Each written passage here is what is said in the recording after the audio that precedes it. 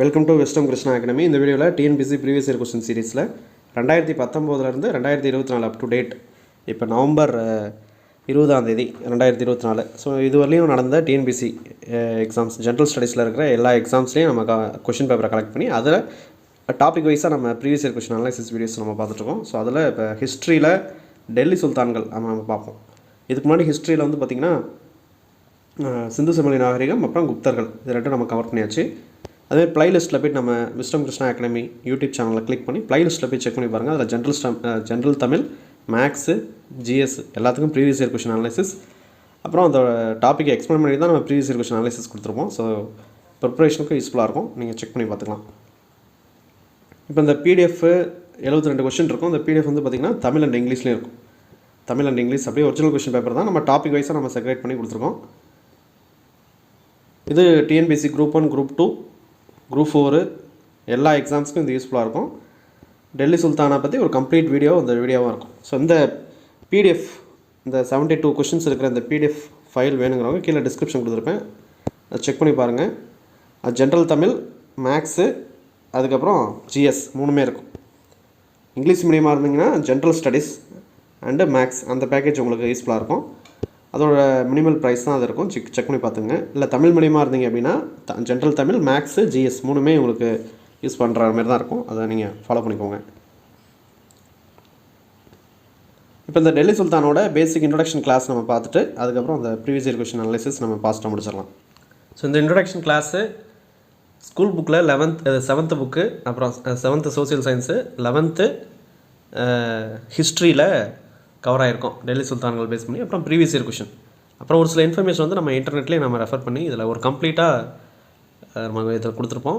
So வீடியோவை ஸ்டார்டிங்லேருந்து last வரையும் பார்த்தீங்க அப்படின்னா டெல்லி சுல்தான்களோட ஃபுல் அனலைசிஸ் உங்களுக்கு கண்டிப்பாக கிடைக்கும் அப்படிங்கிற ஒரு கான்ஃபிடென்ட் நான் இருக்குன்னு நம்புகிறேன். ஸோ அதை ஃபாலோ பண்ணிக்கோங்க. இப்போ இதோட அறிமுகம் பார்த்துடலாம். டெல்லி சுல்தான்கள் அப்படிங்கிறது அறிமுகம் பார்த்துடலாம். ஸோ டெல்லி சுல்தான்கள் அப்படின்னா இஸ்லாமியர்கள் ஆட்சி தான் நம்ம அதை சொல்லுவோம்.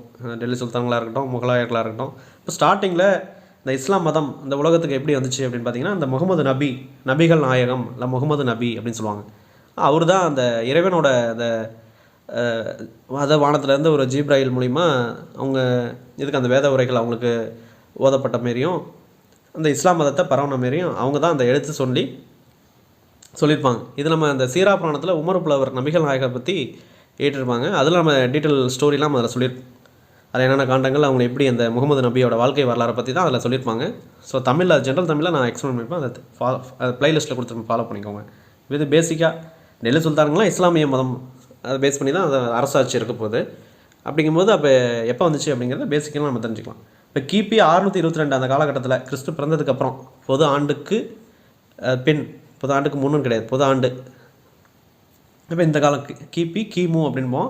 கிறிஸ்து பிறகு முன்னாடி, கிறிஸ்து பிறந்ததுக்கு அப்புறம், பொது ஆண்டுக்கு முன், பொது ஆண்டுக்கு பின். இப்போ பொது ஆண்டுக்கு பின்னில் இருக்கும். அதில் 622 அந்த காலகட்டத்தில் முகமது நபி அவர்கள் தான் இஸ்லாம் மதத்தை இந்த உலகத்துக்கு இது பண்ண ஏதாவது டெவலப் பண்ண மாதிரி இதில் சொல்லியிருப்பாங்க. ஜென்ரலாக அதை தெரிஞ்சுக்கணும். அதுக்கப்புறம் முகமது நபி இஸ்லாம் மதத்தை ஆரம்பித்த மாதிரியும் அதுக்கப்புறம் அந்த தலைவர்கள் எல்லாமே கலீஃபா அப்படின்னு நம்ம சொல்லுவோம்.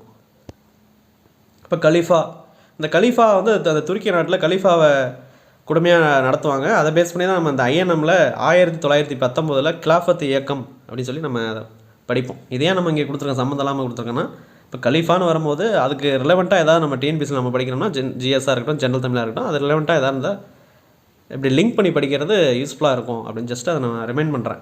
இப்போ கிலாஃபத் இயக்கம் எந்த வருஷம் அப்படிங்கிறது தெரிஞ்சுக்கணும் அப்படிங்கிறதுக்காக இதில் நான் சைடில் கொடுத்துருக்கேன். 1919.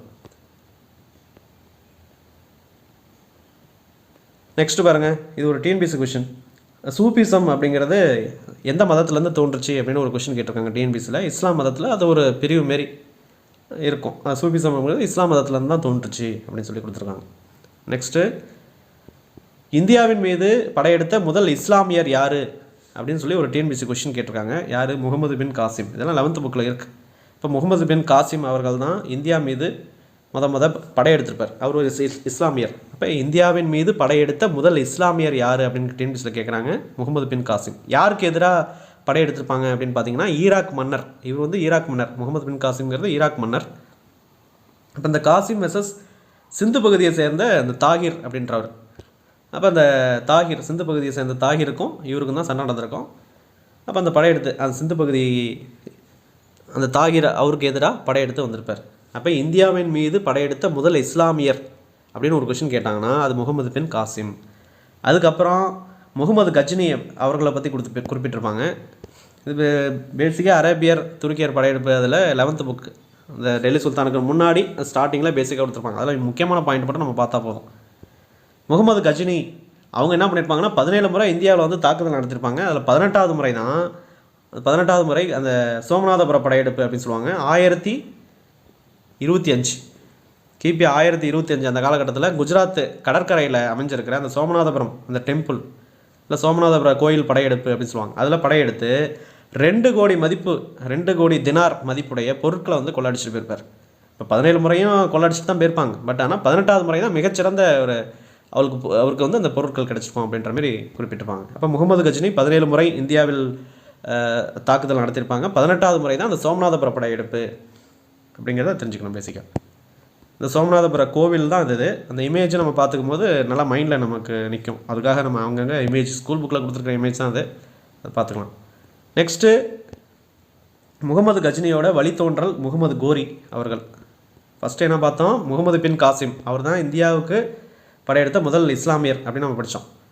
தாகிர் சிந்து பகுதி தாகிர் மீது. அதுக்கப்புறம் முகமது கஜ்னி 17 முறை இந்தியாவில் மீது தாக்குதல் தொடுத்திருப்பாங்க. 18வது முறை தான் 1225 அந்த காலகட்டத்தில் குஜராத்தில் சோமநாதபுரம் கோயில் அந்த டெம்பிள் மூலிமா படையெடுத்து 2 கோடி மதிப்புடைய பொருட்களை வந்து கொள்ளடிச்சிட்டு போயிருப்பார்.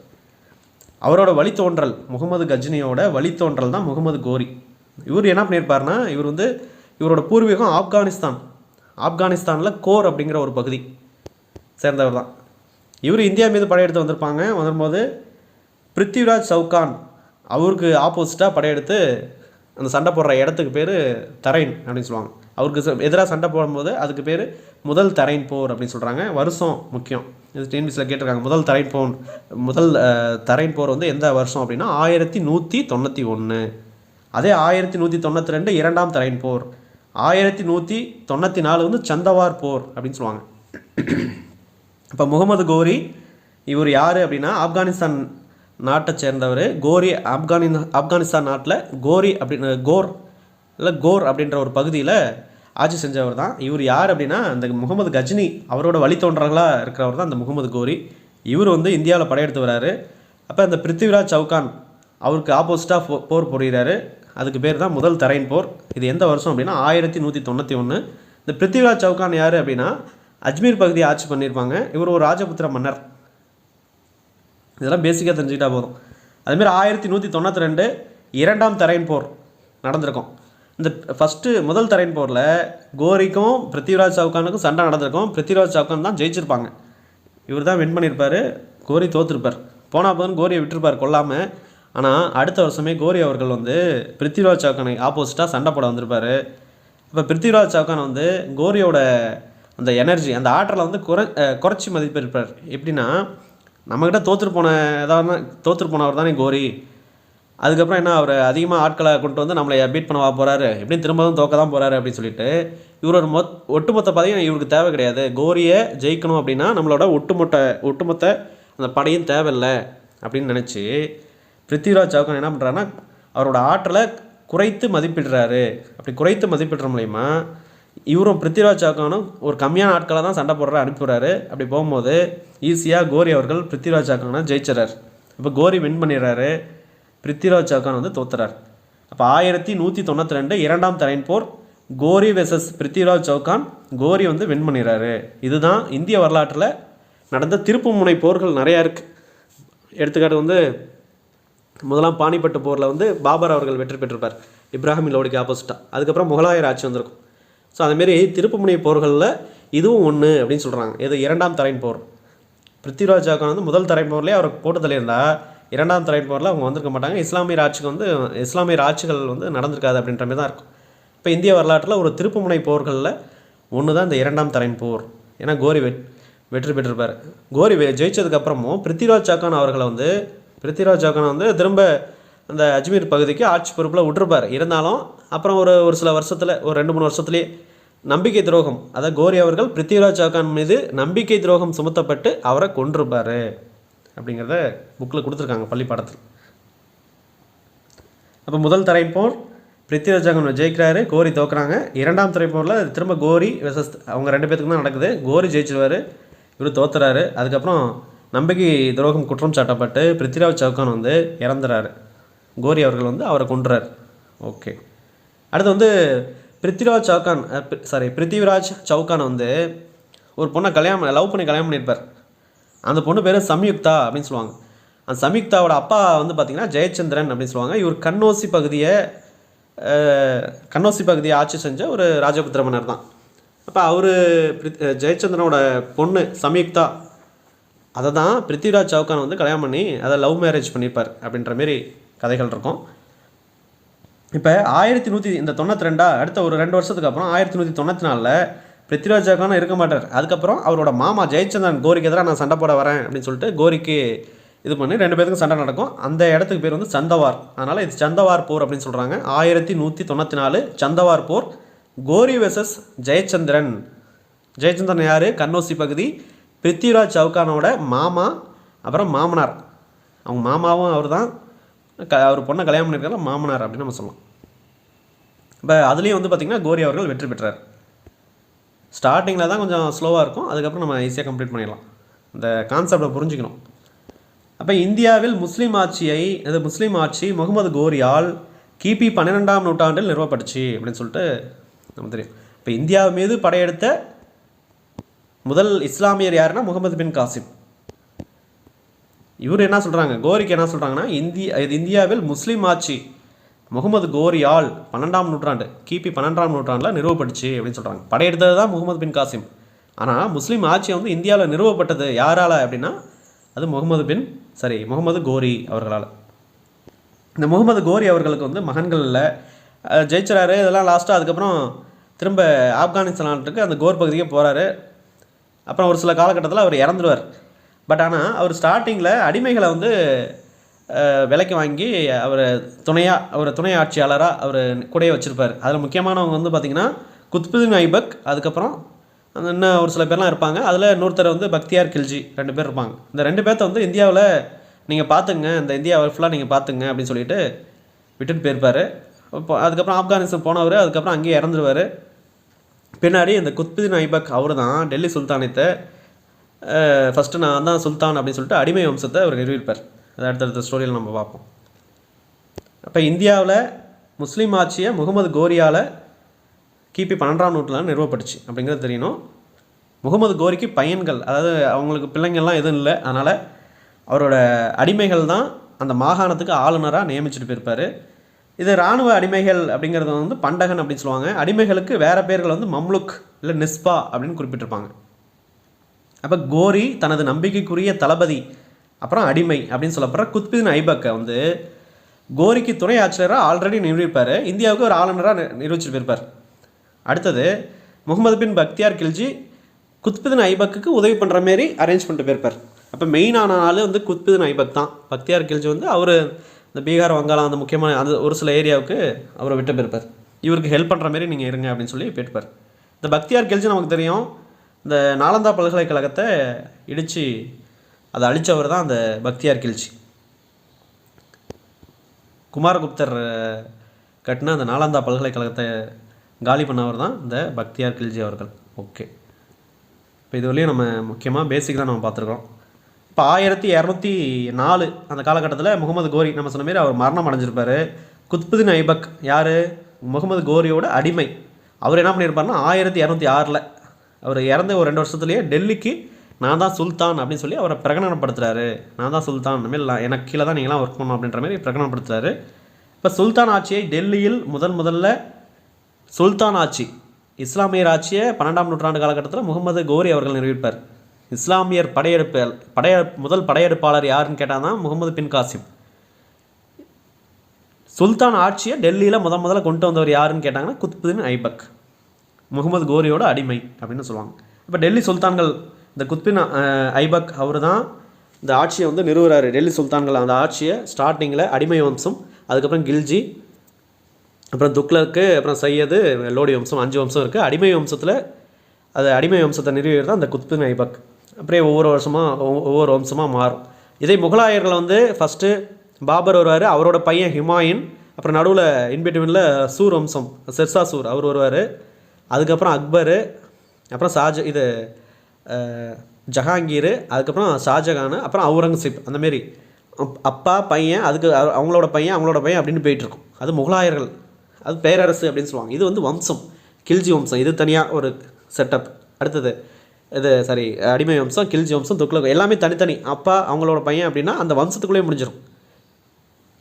அப்போ வேறு ஆட்சியாளர்கள் இஸ்லாமியர்களுக்குள்ளே இதில் வரும். அதில் அப்பா பையன் அந்தமாரி ஆர்டராக வரும். அந்த ஒரு வேறுபாடை நம்ம தெரிஞ்சுக்கணும். அப்போ டெல்லி சுல்தான் அப்படின்னு சொல்லப்படுற இந்த சுல்தான் ஆட்சியை டெல்லியில் நிறுவியவர் வந்து குத்புதீன் ஐபக். இந்த டெல்லி சுல்தான்களோட காலகட்டம் வந்து பார்த்திங்கன்னா 1206 1526. 1526 ஏப்ரல் 21 தான் இப்ராஹிம் லோடிக்கும் பாபருக்கும் முதலாம் பானிபட், அது பானிபட் அப்படிங்கிற இடத்துல முதலாம் பானிபட் போர் நடந்திருக்கும். அந்த பானிபட் போரில் பாபர் ஜெயிச்சிருப்பாங்க. அந்த நாளில் இருந்து முகலாயர்கள் பேரரசு வந்து நிறுவப்பட்டிருக்கும். இப்போ கிட்டத்தட்ட இந்த டெல்லி சுல்தான்கள் ஆட்சி காலம் வந்து 320 ஆண்டுகள். இப்போ இதில் முக்கியமான 5 மரபுகள் என்ன அப்படிங்கிறத நம்ம தெரிஞ்சுக்கணும்.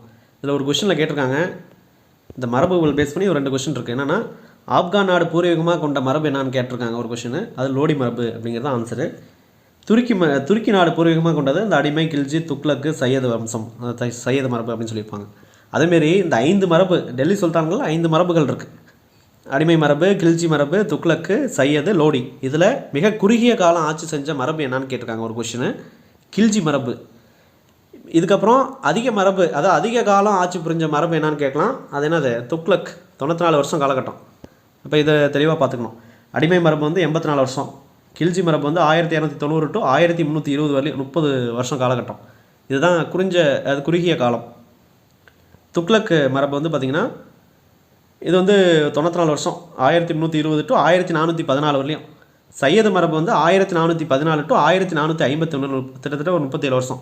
லோடி மரபு வந்து 1451 to 1526 வரலையும் 75 வருஷம். இப்போ குறுகிய காலம் ஆட்சி செஞ்ச டெல்லி மரபு என்னான்னு கேட்டாங்கன்னா கில்ஜி மரபு. அதிக காலம் ஆட்சி செஞ்ச டெல்லி மரபு என்னான்னு கேட்டாங்கன்னா துக்ளக் மரபு. இப்போ அடிமை வம்சத்தை நம்ம பார்க்கணும்.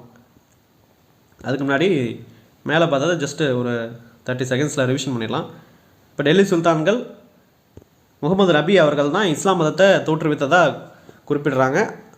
இது முகமது நபிக்கு அப்புறம் வந்தவங்கள கலீஃபா அப்படின்னு நம்ம குறிப்பிட்றோம். 1919 கிலாஃபத் இயக்கம், அந்த இயரை மைண்டில் வச்சுக்கணும். இஸ்லாம் மதத்திலேருந்து தோன்றது தான் சூஃபிசம் அப்படின்னு சொல்லுவாங்க. இந்தியாவை மீது படையெடுத்த முதல் இஸ்லாமியர் யாருன்னு கேட்டாங்கன்னா முகமது பின் காசிம் அவர்கள் தான். அவர் ஈராக் மன்னர், சிந்து பகுதியை சேர்ந்த தாகிரோட போட்டி போட்டு ஜெயிச்சிருப்பார். முகமது கஜ்னி அவர்கள் வந்து 17 முறை இந்த இந்தியா மீது தாக்குதல் நடத்திருப்பார். 18வது முறை தான் சோமநாதபுர படையெடுப்பு 2 கோடி தினார் மதிப்பு பொருட்களை வந்து கொள்ளாடிச்சு போயிருப்பார். அடுத்தது முகமது கோரி அவர்கள் ஆப்கானிஸ்தான் நாட்டை சேர்ந்தவர். 1191 முதல் தரையின் போர் பிருத்திவிராஜ் சௌகானுக்கு எதிராக போர் புரிஞ்சிருப்பார், தோற்றுருப்பார். அடுத்த வருஷமே 1192 2ஆம் தரையின் போர் கோரி அவர்கள் ஜெயிச்சிருப்பார், பிருத்திவிராஜ் சௌகான் தோற்றுருப்பார். அதுக்கப்புறம் அவர் கொல்லப்பட்டுரும். அடுத்தது 1194 சந்தவார் போர், பிருத்திவிராஜ் சௌகானோட மாமா ஜெயச்சந்திரன் அவர்களோட போர் புரிஞ்சு அதுலேயும் கோரி ஜெயிச்சிருவார். அப்போ இது கிட்டத்தட்ட கோரி அவர்கள் இந்தியாவில் வந்து படையெடுத்து ஜெயிச்சுக்கிட்டே இருக்கிற போது அப்போ அவர் தான் முஸ்லீம் ஆட்சியை 12ஆம் நூற்றாண்டு காலகட்டத்தில் இந்தியாவில் நிறுவுறாரு. இவருக்கு மகன்கள் இல்லை. அப்புறம் ஒரு சில காலத்தில் இறந்ததுக்கப்புறம் அவரோட அடிமைகள்னு சொல்லப்படுற அடிமைகளை வந்து பண்டகன், மம்லுக், நிஸ்பா அப்படின்னு சொல்லுவாங்க. அந்த அடிமைகளை வந்து அந்த ஆட்சியாளராக, அதாவது ஆளுநராக நியமிச்சிருப்பார். அதில் முக்கியமான ஆள் வந்து குத்புதீன் ஐபக் தான். அதுக்கப்புறம் பக்தியார் கில்ஜி அது அதுக்கு சப்போர்ட் பண்ணுற மாரி அவருக்கு ஒரு சில பகுதியை கொடுத்துருப்பாங்க. நம்ம அந்த குத்புதீன் ஐபக் தான் கோரி இறந்ததுக்கப்புறம் டெல்லி சுல்தான் ஆட்சியை வந்து டெல்லியில் நிறுவுறார். அடுத்து பார்த்திங்கன்னா ஒரு சுல்தான் ஆட்சியை டெல்லியில் நிறுவனர் அவர் தான். அப்போ டெல்லி சுல்தான் ஆட்சி காலம் வந்து பார்த்திங்கன்னா 1206 to 1526, கிட்டத்தட்ட 320 வருஷம் வந்து டெல்லி சுல்தான் இது நடந்திருக்கு. இதில் அடிமை, கில்ஜி, துக்ளக்கு, சையது, லோடி வம்சம். குறுகிய காலம் எது அப்படின்னா கில்ஜி மரபு தான். அதிக காலம் டெல்லி அதிக காலம் இருந்த டெல்லி சுல்தான் மரபு எதுன்னு கேட்டாங்கன்னா துக்ளக் மரபு தான். ஓகேங்களா? ஸோ அதை ஃபாலோ பண்ணிக்கணும். இதில் ஆப்கான் நாடு பூர்வீகமாக கொண்ட டெல்லி சுல்தான் மரபு எதுன்னு கேட்டாங்கன்னா லோடி மரபு. இதெல்லாம் டிஎன்பிஎஸ்சியில் கேட்ட கொஷின். இப்போ புக்கு கண்டென்ட்டு அது 7th 11th plus previous year கொஷினில் எப்படி கேட்குறாங்க, அது அந்த இடத்துல எப்படி நம்ம ஃபாலோ பண்ணணும் அப்படிங்கிறது நம்ம தெளிவாக இருக்கும், ஃபாலோ பண்ணிக்கோங்க. இப்போ அடிமை வம்சத்தில் நம்ம பார்த்துருவோம். இது ஸ்டார்ட் பண்ண வருஷம் வந்து பார்த்திங்கன்னா 1206 to 1290, மொத்தம் 84 வருஷம். அடிமை மரபை மம்லுக், அடிமை வம்சத்தை மம்லுக் வம்சம் அப்படின்னு நம்ம குறிப்பிடலாம். மம்லுக் அப்படின்னா ஒரு அரபு சொல், அதை வந்து அடிமை அல்லது உடைமை அப்படின்னு புக்கில் கொடுத்துருக்காங்க. அதுக்கு மீனிங் என்னன்னு கேட்கலாம், அடிமை இல்லாட்டி உடைமை அப்படின்னு சொல்லி தெரிஞ்சுக்கணும். இதில் முக்கியமான ஆட்சியாளர்கள் யார் அடிமை வம்சத்தில் வந்து பார்த்திங்கன்னா, முக்கியமான பெரியவங்க வந்து பார்த்திங்கன்னா குத்புதீன் ஐபக், சம்சுதீன் இல்துமிஸ். இல்துமிஸோட பொண்ணு ரஷ்யா சுல்தானா வருவாங்க, அது ஒரு குறுகிய காலம் தான் இருந்திருப்பாங்க. அதுக்கப்புறம் கியாசுதீன் பால்பன், இவங்க தான் இப்போ முக்கியமான ஒரு ஆட்சியாளர்கள். ஐபக்கு, இல்துமிஸ், பால்பன் 3 பேர், மொத்தமே 4 பேர் தான். ஸோ நம்ம பார்த்துருவோம். குத்புதீன் ஐபக்கை பற்றி நம்ம பார்க்கணும் அப்படின்னா, இவரோட காலகட்டம் 1206 to 1210 வரலையும். இவர் யார், முகமது கோரிக்கிட்ட அடிமையாக இருந்தவர். ஓகே, இவர் தான் முதல் டெல்லி சுல்தான் அப்படின்னு நம்ம தெரியும். ஏன்னா அடிமை வம்சத்தை நிறுவியது இதுதான். அடிமை வம்சம் தான் டெல்லி சுல்தான்களில் ஃபஸ்ட்டு வம்சம். ஓகே, அடுத்து பாருங்கள், அடிமை மரபை தோற்றுவித்தவர் இவர் தான். இது ஒரு டிஎன்பிஎஸ்சி கொஷின். அடிமை மரபை யார் தோற்றுவித்தாங்கன்னா குத்புதீன் ஐபக். இந்தியாவில் துருக்கி ஆட்சியை உண்மையில் நிறுவியவர். இந்தியாவில் இஸ்லாமியர் ஆட்சியை வந்து நிறுவியது 12ஆம் நூற்றாண்டு காலகட்டத்தில் நிறுவியது யாருன்னா முகமது கோரி. இந்தியாவின் மீது படையெடுத்த முதல் முஸ்லீம் படையெடுப்பாளர் யாருன்னா முகமது பின் காசிம். இந்தியாவில் துருக்கி ஆட்சியை உண்மையில் நிறுவியவர் யாருன்னு கேட்குறாங்க, அது ஒரு டிஎன்பிஎஸ்சி கொஷின். இப்படி தான் ட்விஸ்ட் பண்ணி கேட்பாங்க. அது யாருன்னா குத்புதீன் ஐபக். ஏன்னா இவர் தான் அடிமை வம்சம் அப்படின்னு சொல்லி ஆரம்பித்து இந்த டெல்லி சுல்தான் அந்த இஸ்லாமிய ஆட்சி வந்து ஸ்டார்ட் பண்ணிட்டு அதை ரன் பண்ண உண்மையில் ஸ்டார்ட் பண்ணி ரன் பண்ணுறாரு. அப்படிங்கும்போது இந்தியாவில் துருக்கி ஆட்சியை உண்மையில் நிறுவியவர் யாருன்னு கேட்டாங்கன்னா குத்புதீன் ஐபக். இவர் என்ன பண்ணுறாரு, லாகூரை ஃபஸ்ட்டு தலைநகரமாக வச்சு ஆட்சி பண்ணுறாரு. அதுக்கப்புறம் டெல்லிக்கு மாற்றுறாரு. லாகூர்லேருந்து டெல்லிக்கு தலைநகரமாக நான் மாற்றுறேன் அப்படின்னு சொல்லி மாற்றினதுக்கப்புறம் டெல்லியிலேருந்து ஆட்சி பண்ணுறாங்க. இவர் வந்து இவருக்கு லாக் பக்ஷா அப்படின்னு ஒரு பட்ட பேர் இருக்குது. லாக் பக்ஷா அப்படின்னா லட்சங்களை வந்து அள்ளி கொடுப்பவர் அப்படின்னு அதுக்கு மீனிங். இது ஒரு டிஎன்பிஎஸ்சி கொஷின். இவர் வந்து ஒருத்தர் ஆதரிக்கிறார். யாரை, ஹசன் நிசாமி அப்படிங்கிற ஒரு அறிஞரை ஆதரிச்சிருக்கிறார். அதுக்கப்புறம் இவர் காலகட்டத்தில் கட்டின ஒரு மசூதி, முக்கியமாக ஒரு ஃபேமஸான மசூதி, ஒரு பழமையான மசூதி அப்படின்னு இதை சொல்லப்படுது.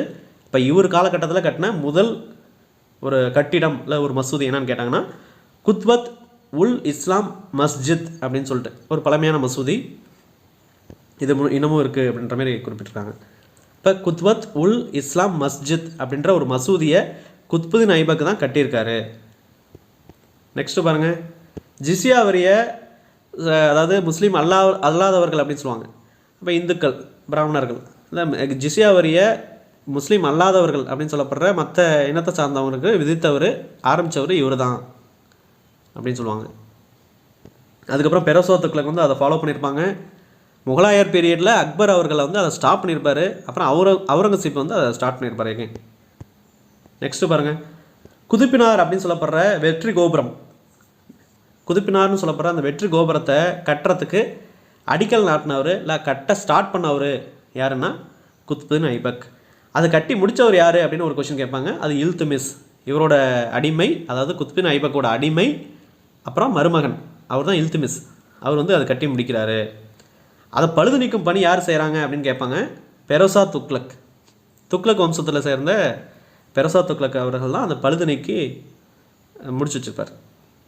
அதுக்கப்புறம் இந்த மசூதி ஒன்று கட்டினாங்க பார்த்தீங்களா, என்னது குத்பத் உல் இஸ்லாம் மஸ்ஜித் மசூதி. அந்த மசூதிக்கு ஒரு நுழைவு வாயில் யார், அலாவுதீன் கில்ஜி அவர்கள் கட்டியிருப்பாங்க. குத்பத் உல் இஸ்லாம் மஸ்ஜித் மசூதி அப்படின்ற அது எங்கே இருக்குன்னா அந்த குதுப்பினார் பில்டிங் பக்கத்தில் இருக்கும், அது பக்கத்துலேயே மசூதி இருக்கும். இதெல்லாம் ஒரு வளாகம், குதுப்பினார் வளாகம் அப்படின்னு சொல்லுவாங்க. அதுக்கு ஒரு நுழைவாயில் அலாய் தர்வாசா அப்படின்னு அலாவுதீன் கில்ஜி அவர்கள் வந்து ஒரு நுழைவாயில் கட்டியிருக்கார், ஒரு என்ட்ரன்ஸ் கட்டியிருக்கார். அதுவும் நம்ம இதில் ஜஸ்ட் ரிமைண்ட் பண்ணிக்கலாம். அதுக்கப்புறம் 1210 1206 ஆரம்பிச்சிருப்பாங்க. 1206 1210 கிட்டத்தட்ட ஒரு 4 வருஷம் தான்.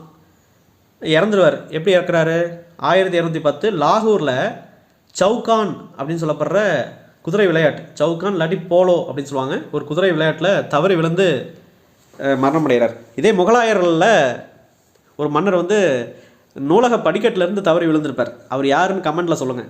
வீடியோ இந்த டைமில் வீடியோ யார் பார்த்துட்ருக்கீங்களோ, அதாவது இந்த இப்போ நான் எக்ஸ்பிளைன் பண்ணுற இந்த இதை யார் வீடியோ பார்க்குறீங்களோ அதை கமெண்ட் பண்ணுங்கள். முகலாயர்களில் நூலக படிக்கட்டிலேருந்து தவறு விழுந்து இறந்திருப்பார். அவர் யாருன்னு கமெண்ட் பண்ணுங்கள். அடுத்தது, மத்திய மற்றும் மேற்கு சிந்து கங்கை சமவெளி பகுதிகளுக்கு தானே தலைமை தாங்கி அதில் நிறைய பகுதிகள்லாம் கைப்பற்றிருப்பார். ஒன்றும் கிடையாது, நமக்கு தெரியும் முக்கியமான ஆறுகள் வந்து சிந்து, கங்கை, பிரம்மபுத்திரா அப்படிங்கிறது மேலே அந்த வடக்கு பகுதியில் இருக்கும். அதில் மத்திய மற்றும் மேற்கு சிந்து கங்கை அந்த சமவெளி, அது கீழே இருக்கிற மலைக்கு கீழே இருக்கிறதான் சமவெளி பகுதிகள். ஆற்றுலேருந்து வர அந்த மண்ணெலாம் அடிச்சுட்டு வர அந்த பகுதி சமவெளி பகுதிகளை தானே தலைமையேற்று, யார், குத்புதீன் ஐபக் அவரே தலைமையேற்று பல பகுதிகளை வந்து கைப்பற்றிருக்காரு அப்படின்னு சொல்கிறாங்க. கீழே கங்கை சமவெளி முக்கியமாக அந்த பீகார், வங்காளம், பீகார் இந்தியா இருக்குன்னா அந்த வங்காளம், பீகார் இந்த பகுதியெல்லாம் கைப்பற்ற பொறுப்பு யார்கிட்ட கொடுத்துருக்காங்கன்னா பக்தியார் கில்ஜிக்கிட்ட கொடுத்துருக்காங்க. அவர் தான் குமாரகுப்தர் நிறுவிய நாலந்தா பல்கலைக்கழகத்தை காலி பண்ணவர். ஓகே, அடுத்தது பாருங்கள், இவருக்கு பின் இவரோட மகன் ஆரம் ஷா, யார், குத்புதீன் ஐபக்கோட மகன் ஆரம் ஷா வந்திருப்பாங்க. ஆனால் ஒரு குறுகிய காலகட்டத்திலே வந்து பார்த்திங்கன்னா அந்த அவரோட மருமகன் குத்புதீன் ஐபக்கோட அடிமை மற்றும் மருமகன் அப்படின்னு சொல்லப்படுற இல்துமிஸ் இந்த ஆரம் ஷாவை விரட்டி அடிச்சுட்டு ஆட்சியை கைப்பற்றிருப்பார். அப்போ அடிமை வம்சத்தில் அடுத்தவராக வர்றது தான் இல்துமிஸ் யார் அப்படின்னு கேட்பாங்க. குத்புதீன் ஐபக்கோட அடிமையாக இருப்பார். அப்போ குத்புதீன் ஐபக் வந்து முகமது கோரி அவர்களுக்கு அடிமை, அவருக்கு அடிமை இல்துமிஸ். அப்போ அடிமையின் அடிமை அப்படின்னு அவர் சொல்லலாம். அது மட்டும் இல்லாமல் குத்புதீன் பொண்ணை வந்து கல்யாணம் பண்ணியிருப்பார். அப்போ மருமகன், அடிமை மற்றும் மருமகன், குத்புதீன் ஐபக் மருமகன் மற்றும் அடிமை, எனவே அடிமையின் அடிமை அப்படின்னு இவரை குறிப்பிடுறோம். இதை வந்து இவரோட அரச குலம் வந்து புக்கில் மென்ஷன் பண்ணியிருக்காங்க, இல்பாரி குலம் அப்படின்னு சொல்லிட்டு. இப்போ குத்புதீன் ஐபக்கை ஜஸ்ட் ஒரு ரிவிஷன் பண்ணிடலாம். முகமது கோரி அவர்கிட்ட அடிமையாக இருந்தவர், அடிமை மரபை தோற்றுவித்தவர். துருக்கி ஆட்சி வந்து இந்தியாவில் உண்மையாக நிறுவனவர் குத்புதீன் ஐபக்கு. லாகூரை ஃபஸ்ட்டு தலைநகரமாக வச்சுருந்தார், அப்புறம் டெல்லிக்கு மாற்றிக்கிட்டார். லாக் பக்ஷா அப்படின்னு அவர் குறிப்பிடுவாங்க. அது வந்து லட்சங்களை அள்ளித்தருபவர் அப்படின்னு அது மீனிங். ஹசன் நிசாமி அப்படிங்கிற ஒரு அறிஞரை ஆதரிச்சிருக்காரு. குத்வத் உல் இஸ்லாம் மசூதியை வந்து கட்டியிருக்காரு. இதுதான் இந்தியாவில் ஒரு மிக பழமையான ஒரு மசூதி அப்படின்னு இப்போ நம்ம சொல்லப்படுது. இதுக்கு வந்து அந்த நுழைவாயில் கட்டினது அலாவுதீன் கில்ஜி, அலாய் தர்வாசா அப்படின்னு சொல்லி அதை குறிப்பிடுவாங்க. ஜிசியா வரியை ஸ்டார்ட் பண்ணவர் தான் பெரோசா துக்ளக், அதை ஃபாலோ பண்ணியிருப்பார். பெரோசா துக்ளக் வந்து பிராமணர்களுக்கும் சேர்த்து விதிச்சிருப்பார். இப்போ பிராமணர்களுக்கும் அந்த ஜிசியா வரியை விதித்த முதல் டெல்லி சுல்தான் யாருன்னு கேட்குறாங்க, ஒரு கொஸ்டினில் கேட்டிருக்காங்க ப்ரீவியஸ் இயர் கொஸ்டினில், அது பெரோசா துக்ளக். அடுத்து பார்த்திங்கன்னா குதுப்பினார் அந்த வெற்றி கோபுரத்தை கட்ட ஸ்டார்ட் பண்ண ஒரு சூப்பி துறவி ஞாபகார்த்தமாக அதை ஆரம்பிச்சிருப்பாங்க. அதுவும் பக்தியார் கில்ஜி தான் வரும். இப்போ அந்த குதுப்பினார் வெற்றி கோபுரத்தை வந்து கட்டுறதுக்கு ஸ்டார்ட் பண்ணவர் குத்புதீன் ஐபக்கு. கட்டி முடித்தது அவரோட மருமகன் அடிமை அப்படின்னு சொல்லப்படுற இல்துமிஸ். அதை பழுது பார்த்தது துக்ளக் வம்சத்தை சேர்ந்த பெரோசா துக்ளக். அப்புறம் அந்த அலாய் தர்வாசா அப்படிங்கிறது அந்த மசூதிக்கு ஒரு நுழைவாயில் அலாவுதீன் கில்ஜி அவர்கள் கட்டியிருப்பாங்க. லாகூரில், அதாவது 1210 அந்த காலகட்டத்தில் ஒரு 4 வருஷத்துலேயே 1206 வந்திருப்பார், அடிமை வம்சத்தை நிரூபிப்பார் டெல்லியில் குத்புதீன் ஐபக். ஒரு 4 வருஷத்துலேயே லாகூரில் இந்த போலோ அப்படின்னு சொல்லப்படுற சவுகான் அப்படின்ற ஒரு குதிரை விளையாட்டில் தவறி விழுந்து மரணம் அடைஞ்சிருப்பார். அப்புறம் அந்த மத்திய மேற்கு இந்த மேலே வடக்கு சைடில் இருக்கிற முக்கியமான பகுதியெலாம் இவரே தலைமை ஏற்று நிறைய பகுதியெல்லாம் ஜெயிச்சிருப்பார். அந்த வங்காளம், பீகார் அந்த பகுதிக்கு பக்தியார் கில்ஜியை தலைமை பொறுப்பாக விட்டுருப்பார். அங்கே போய் நீங்கள் பார்த்துங்க அப்படின்னு சொல்லிட்டு. இவரோட பையன் ஆரம் ஷா ஆட்சிக்கு வருவாங்க. ஆனால் அவரோட மருமகன் அப்படின்னு சொல்லப்படுற இல்துமிஸ் அவர் வந்து அவரை விரட்டி அடிச்சுட்டு அவரு டேக் ஓவர் பண்ணுறாரு. அப்போ அடிமை வம்சத்தில் நெக்ஸ்ட்டு யார் வரா, இல்துமிஸ் அப்படின்னு உள்ள வர்றார். இப்போ டெல்லி சுல்தான்களை நம்ம பார்க்கும்போது முக்கியமாக இந்த ஃபஸ்ட்டு 3 மரபு தான் அதிகமாக கண்டென்ட் இருக்கும். அதிகமாக கொஸ்டின் கேட்குறது இந்த ஏரியா தான், அடிமை மரபு, கில்ஜி மரபு, துக்ளக் மரபு. இது ரெண்டுமே ஒன்றுமே கிடையாது, சும்மா என்ன மன்னர்கள், அதில் முக்கியமாக ஒவ்வொருத்துக்கும் ஒவ்வொரு பாயிண்ட் அந்த மாதிரி தான் இருக்குமே தவிர முக்கியமாக அந்த 3 இது தெளிவாக முடிச்சிட்டோம்னா அது 2 ஈஸியாக முடிச்சிடலாம். அதில் கொஸ்டின் அதிகம் வராது, இதில் தான் அதிகம் கொஸ்டின் வருது. இதெல்லாம் அங்கங்கே கொஸ்டின். இப்போ குத்புதீன் ஐபக் மருமகன் மற்றும் அடிமைன்னு சொல்லப்படுறது இது வந்து ஒரு டிஎன்பிசியில் கொஸ்டின் கேட்டிருக்காங்க. நான் அங்கங்கே டிஎன்பிசின்னு மார்க் பண்ணியிருக்கலாம், டிஎன்பிசியில் கேட்ட கொஸ்டின். இப்போ பாருங்கள், இல்துமிஸ் குத்புதீன் ஐபக்கோட மருமகன், அப்புறம் அவருக்கு அடிமையாக இருந்தவர். அப்போ அடிமையின் அடிமை அப்படின்னு நம்ம சொல்லலாம். இல்பாரி குலம். இவர் என்ன பண்ணுறாருன்னு பார்த்தீங்கன்னா, மங்கோலிய செங்கிஸ்கானுக்கும் மத்திய ஆசியாவின் குவாரிஜம் ஷா ஜலாலுதீன் அப்படின்னு சொல்லப்படுற 2 பேருக்கும் போர் பகை இருக்கும். ஒன்றும் கிடையாது. மங்கோலிய செங்கிஸ்கான், மங்கோலியர்கள்லாம் யார், மங்கோலியர்கள் அப்படிங்கிறத நம்ம தெரிஞ்சுட்டு அதுக்கப்புறம் அந்த கண்டென்ட் வரும். இப்போ மங்கோலியர்கள் யார் அப்படின்னு பார்த்தீங்கன்னா, மங்கோலிய மொழி பேசுகிறவங்க, மத்திய ஆசிய நாடோடி குழுக்கள், ஒரு நாடோடி குழுக்கள் அவங்க அப்படின்றத தெரிஞ்சுக்கணும் ஃபஸ்ட்டு. ஓகே, 12ஆம் நூற்றாண்டு காலகட்டத்தில் செங்கிஸ்கான் தலைமையில் தான் ஒரு மிகப்பெரிய அரசாட்சி, இந்த மங்கோலியர்கள்லாம் சேர்ந்து செங்கிஸ்கான் நீங்கள் தான் தலைவராக இருக்கணும் அப்படின்னு சொல்லிட்டு ஒரு அரசாட்சியை நிறுவனிருக்காங்க. இவங்களோட இடம் நாடோடி குழுக்கள் தான், ஒரு இடத்துல இருந்து ஆட்சிலாம் புரிய மாட்டாங்க அங்கங்கே. ஆனால் போர் இதை படையெடுத்து பொருட்கள்லாம் கொள்ளையடித்து நாசம் பண்ணிட்டு போயிடுவாங்க. அந்தமாரி ரஷ்யாவில் பெரும்பகுதி, சீனா, கொரியா, தென்கிழக்கு ஆசியா, பாரசீகம், இந்தியா, மத்திய கிழக்கு நாடுகள், கிழக்கு ஐரோப்பா, இந்தமாரி ஏரியாவில் எல்லாத்தையும் அவங்க படையெடுத்து அவங்களோட அரசாட்சி வந்து அங்கே நிறுவியிருக்காங்க. ஸோ அவங்க ஒரு என்ன சொல்கிறது, ஒரு பயங்கரமான போர் படையாளர்கள் அப்படின்ற மாரிலாம் அவங்க குறிப்பிடலாம். மங்கோலியர்கள் அப்படின்னு சொல்லுவாங்க. அடுத்து தைமூர்னு ஒன்று வரும். தைமூர் வந்து அந்த துக்ளக் வம்சத்தில் லாஸ்ட்டில் தைமூர் படையெடுப்பு 1398 அந்த காலகட்டத்தில் வரும். அது ஒரு டிஎன்பிஎஸ்சி கொஸ்டினே கேட்டிருப்பாங்க. தைமூர் முக்கியம். இப்போ தைமூர் யார், செங்கிஸ்கான் யார், ரெண்டுமே அந்த மங்கோலியர்கள் பேஸ் பண்ணி தான் வருவாங்க. இது பார்த்திங்கன்னா தெரியும். பாருங்கள், இங்கே செங்கிஸ்கான் இருக்கார். செங்கிஸ்கான் மங்கோலியர் நம்ம சொல்கிறோம். இப்போ தைமூர், அப்போ செங்கிஸ்கான் ஒரு சைடு வராரு, இவர் ஒரு சைடு வராரு. அப்போ துருக்கியை சேர்ந்த அந்த எல்லாமே ஒரு மங்கோலிய கூட்டங்கள் தான். ஸ்டார்டிங்கில் செங்கிஸ்கான் 12ஆம் நூற்றாண்டு காலகட்டத்தில் செங்கிஸ்கான் வருவாங்க. அது 13ஆம் நூற்றாண்டு எண்டு, 14ஆம் நூற்றாண்டு ஸ்டார்டிங்கில் தைமூர் படையெடுப்பு, அவரோட அரசாட்சி, அவரோட பையன், அந்த மாதிரிலாம் போர் புரிஞ்சு இந்தியா மற்ற ஆசிய நாடுகள், மத்திய ஆசிய நாடுகள்லாம் போர் புரிஞ்சு கொள்ளையடித்து பொருட்கள்லாம் எடுத்துகிட்டு போவாங்க. ஸோ அந்தமாரி இப்போ மங்கோலிய படையெடுப்பு, அடிமை வம்சத்தில் பற்றி சொல்லப்படும். தைமூர் படையெடுப்பு, தைமூர் தாமர்லைன் அப்படின்னு சொல்லப்போகிற அந்த தைமூர் அப்படின்றவர், அவர் தலைமையில் இந்த துருக்கிய மங்கோலிய படையெடுப்பாளர் அப்படின்னு சொல்லுவாங்க. தைமூரிய பேரரசை தோற்றுவித்தவர் தான் அந்த தைமூர். இவரோட பகுதிகள் தற்போதைய ஆப்கானிஸ்தான், ஈரான், நடு ஆசியா, அதாவது மத்திய ஆசியா, இந்த மாதிரி பகுதியெல்லாம் ரெண்டுமே முக்கியமானவங்க. ரெண்டுமே டெல்லி சுல்தான்களில் அங்கங்கே வரும். ஸோ அதனால் படித்தோம். மங்கோலியர்களை பற்றி அடிமை வம்சத்தில் நம்ம பார்க்குறோம். தைமூர் படையெடுப்பு வந்து துக்ளக் வம்சத்தில் லாஸ்ட்டில் வரும். அதை நம்ம பார்க்கும்போது பார்ப்போம்.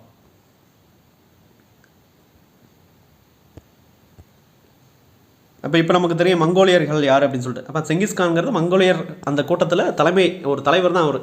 அப்போ அந்த மிகப்பெரிய ஒரு நாடோடி குழுக்கள் வேட்டையாடுற, அந்த போர் புரிகிற படையெடுக்கிற அந்த நாடோடி குழுக்கள் தலைவரோட மத்திய ஆசியா சேர்ந்த குவாரிஜம் ஷா ஜலாலுதீன் அப்படின்றவர், ரெண்டு பேத்துக்கும் சண்டை. அந்த குவாரிஜம் ஜலாலுதீன் இந்தியா பக்கம் வந்து இல்துமிஸ்கிட்ட எனக்கு சப்போர்ட் பண்ணுங்கள், இதேமாரி ரெண்டு பேத்துக்கும் எனக்கும் செங்கிஸ்கானுக்கும் பகையாக இருக்குது, என்னை நீங்கள் காப்பாற்றுங்க அப்படின்னு சொல்லிட்டு இங்கே வந்து ஆதரவு கேட்பார். உனக்கு நான் ஆதரவு கொடுத்தா அவ்வளோ மிகப்பெரிய படையெடுப்பாளர் செங்கிஸ்கானை என்னை வந்து தாக்குதல் நடத்த பாசிபிள் இருக்குது, அதனால் நான் உனக்கு ஆதரவு கொடுக்க முடியாதுன்னு சொல்லி அந்த ஆதரவை தடுத்துருவார், ஆதரிக்க மாட்டார் அப்படின்னு சொல்லுவாங்க. இப்போ இல்துமிஸ் செங்கிஸ்கானுக்கும் குவாரிஜம் ஷா ஜலாலுதீன் அப்படின்ற ரெண்டு பேத்துக்கும் உள்ள பகை இருக்கும். அப்போ அந்த குவாரிஜம் ஷா ஜலாலுதீன் வந்து இல்துமிஸ்கிட்ட ஆதரவு கேட்பார். ஆனால் அவர் கொடுக்க மறுத்துருவார். அதுதான் உண்மை. அப்படி கொடுத்துருந்தா மங்கோலியர்கள் வந்து இந்தியாவை ஈஸியாக நாசம் பண்ணிட்டு போயிருப்பாங்க அப்படின்லாம் இந்த வரலாற்றில் குறிப்பிட்றாங்க. அப்போ இல்துமிஸ் ஆதரவு கொடுக்கல, மங்கோலியர் ஆபத்தை வந்து தடுக்கிறாரு இந்த ஆதரவு கொடுக்காத மூலிமா. இருந்தாலும் அந்த குவாரிஜம் ஷா ஜலாலுதீன் இந்தியாவில் வந்து இதேமாரி இல்துமிஸ்ட்ட ஆதரவு கேட்டாங்க அப்படின்னு அந்த விஷயம் தெரிஞ்சாவே மேபி செங்கிஸ்கான் தலைமையில் அந்த மங்கோலியர்கள் வந்து படையெடுக்க வரத்துக்கு பாசிபிள் இருக்குது. அதனால் அதுக்கு வந்து இந்த மங்கோலியர்கள் தாக்குதலை மேற்கொள்கிறதுக்காக மேபி வந்தாங்கன்னா, நம்ம ஆதரவு கொடுக்கல வரமாட்டாங்க, மேபி வந்தாங்கன்னா இந்தமாரி அந்த உயர்குடியினரை சேர்ந்த இந்த துருக்கிய பிரபுக்கள் அப்படின்னு சொல்லுவாங்க, அது 40 பேர் கொண்ட குழுக்களை ஒன்று ஆரம்பிக்கிறார். வந்தால் அதை எப்படி ஹேண்டில் பண்ணுறது, அதை எப்படி தடுக்கிறது, ஃபைட் பண்ணி நம்ம சேஃப்டியாக இருக்கிறது அப்படிங்கிறதுக்காக ஒரு 40 குழு அப்படின்னு சொல்லுவாங்க. அது வந்து இல்துமிஸ் வந்து ஆரம்பிக்கிறார். அதுக்கு பேர் வந்து சகல்கானி அப்படின்னு சொல்கிறாங்க, இல்லாட்டி துர்கானி சகல்கானி அப்படின்னு பேர் வருது. அதுக்கு நார்மலாக தமிழில் வந்து 40 குழு, 40 பேர் கொண்ட குழுக்கு தான் அது 40 குழு அப்படின்னு சொல்கிறாங்க. இது ஒரு டிஎன்பிஎஸ்சி கொஸ்டின். இப்போ 40 குழு அப்படின்னு சொல்லப்படுற அந்த சகல்கானி அப்படின்ற அமைப்பை யார் ஆரம்பித்தாங்கன்னா இல்துமிஸ் அவர்கள். நெக்ஸ்ட் பாருங்கள், தனது படைகளில் பணியாற்றியவர்களுக்கு, அது இராணுவ அதிகாரிகளுக்கெல்லாம் என்ன பண்ணுறாங்கன்னா நிலங்களை கொடுக்குறாரு. காசாக கொடுக்காம, சம்பளம் கொடுக்காம இக்தாக்கள் அப்படின்னு சொல்லப்படுற இந்த நிலங்களை ஊதியமாக கொடுக்குறாரு இந்த இல்துமிஸ் அவர்கள். அப்போ தனது படைகளில் பணியாற்றியோருக்கு இராணுவ அதிகாரிகள் இக்தாக்களை நிலங்கள், அதை இக்தாக்கள்னால் நிலங்கள்னு சொல்லுவோம், அதை வந்து வழங்குறாரு. ஊதியத்துக்காக கொடுக்கப்பட்ட நிலம் அப்படின்னு சொல்லுவாங்க. அப்போ அந்த இக்தாக்களை இப்போ மன்னர் கொடுக்குறாரு, நான் வாங்குறேன் அப்படின்னா என் பேர் வந்து இக்தார் இல்லை முக்தி அப்படின்னு சொல்கிறாங்க. நிலத்தை பெறுபவர் வந்து இக்தார் இல்லை முக்தி அப்படின்னு சொல்லுவாங்க. அப்போ இல்துமிஸ் வந்து பார்த்திங்கன்னா, இப்போ இல்துமிஸ் ஆல்ரெடி சொல்லியிருக்கோம், டெல்லியில் அந்த குதுப்பினாரை கட்ட தொடங்கினவர் தான் குத்புதீன் ஐபக். அதை கட்டி முடித்தது இல்துமிஸ் அவர்கள். அப்போ அது மொத்தம் முடிச்சுக்கும் போது 243 அடிகள் இருந்திருக்கு. 72.5 மீட்டர் இருக்குது அப்படின்றது இருக்கும். அதை பழுது நீக்கி அதை அந்த ஹைட்டை கொஞ்சம் இன்க்ரீஸ் பண்ணியிருப்பாங்க. யார்? பெரோசோத்துக்லக். அதை அதில் பார்ப்போம். அப்போ குதிப்பினாரை கட்டி முடித்தது இல்துமிஸ் அவர்கள். எனவே இவரை குவிமாடா கட்டிடக்கலையின் தந்தை அப்படின்னு அழைக்கப்படுது. எக்ஸ்ட்ரா ஒரு பாயிண்ட் பார்த்துக்கலாம். ஸோ நெக்ஸ்ட்டு பாருங்கள், இவர் 2 நாணயத்தை வெளியிடுறாரு. ஒன்று வந்து வெள்ளி, அப்புறம் செம்பு. வெள்ளி சில்வர் அப்படின்னு நம்ம சொல்லுவோம், செம்பு வந்து காப்பர்.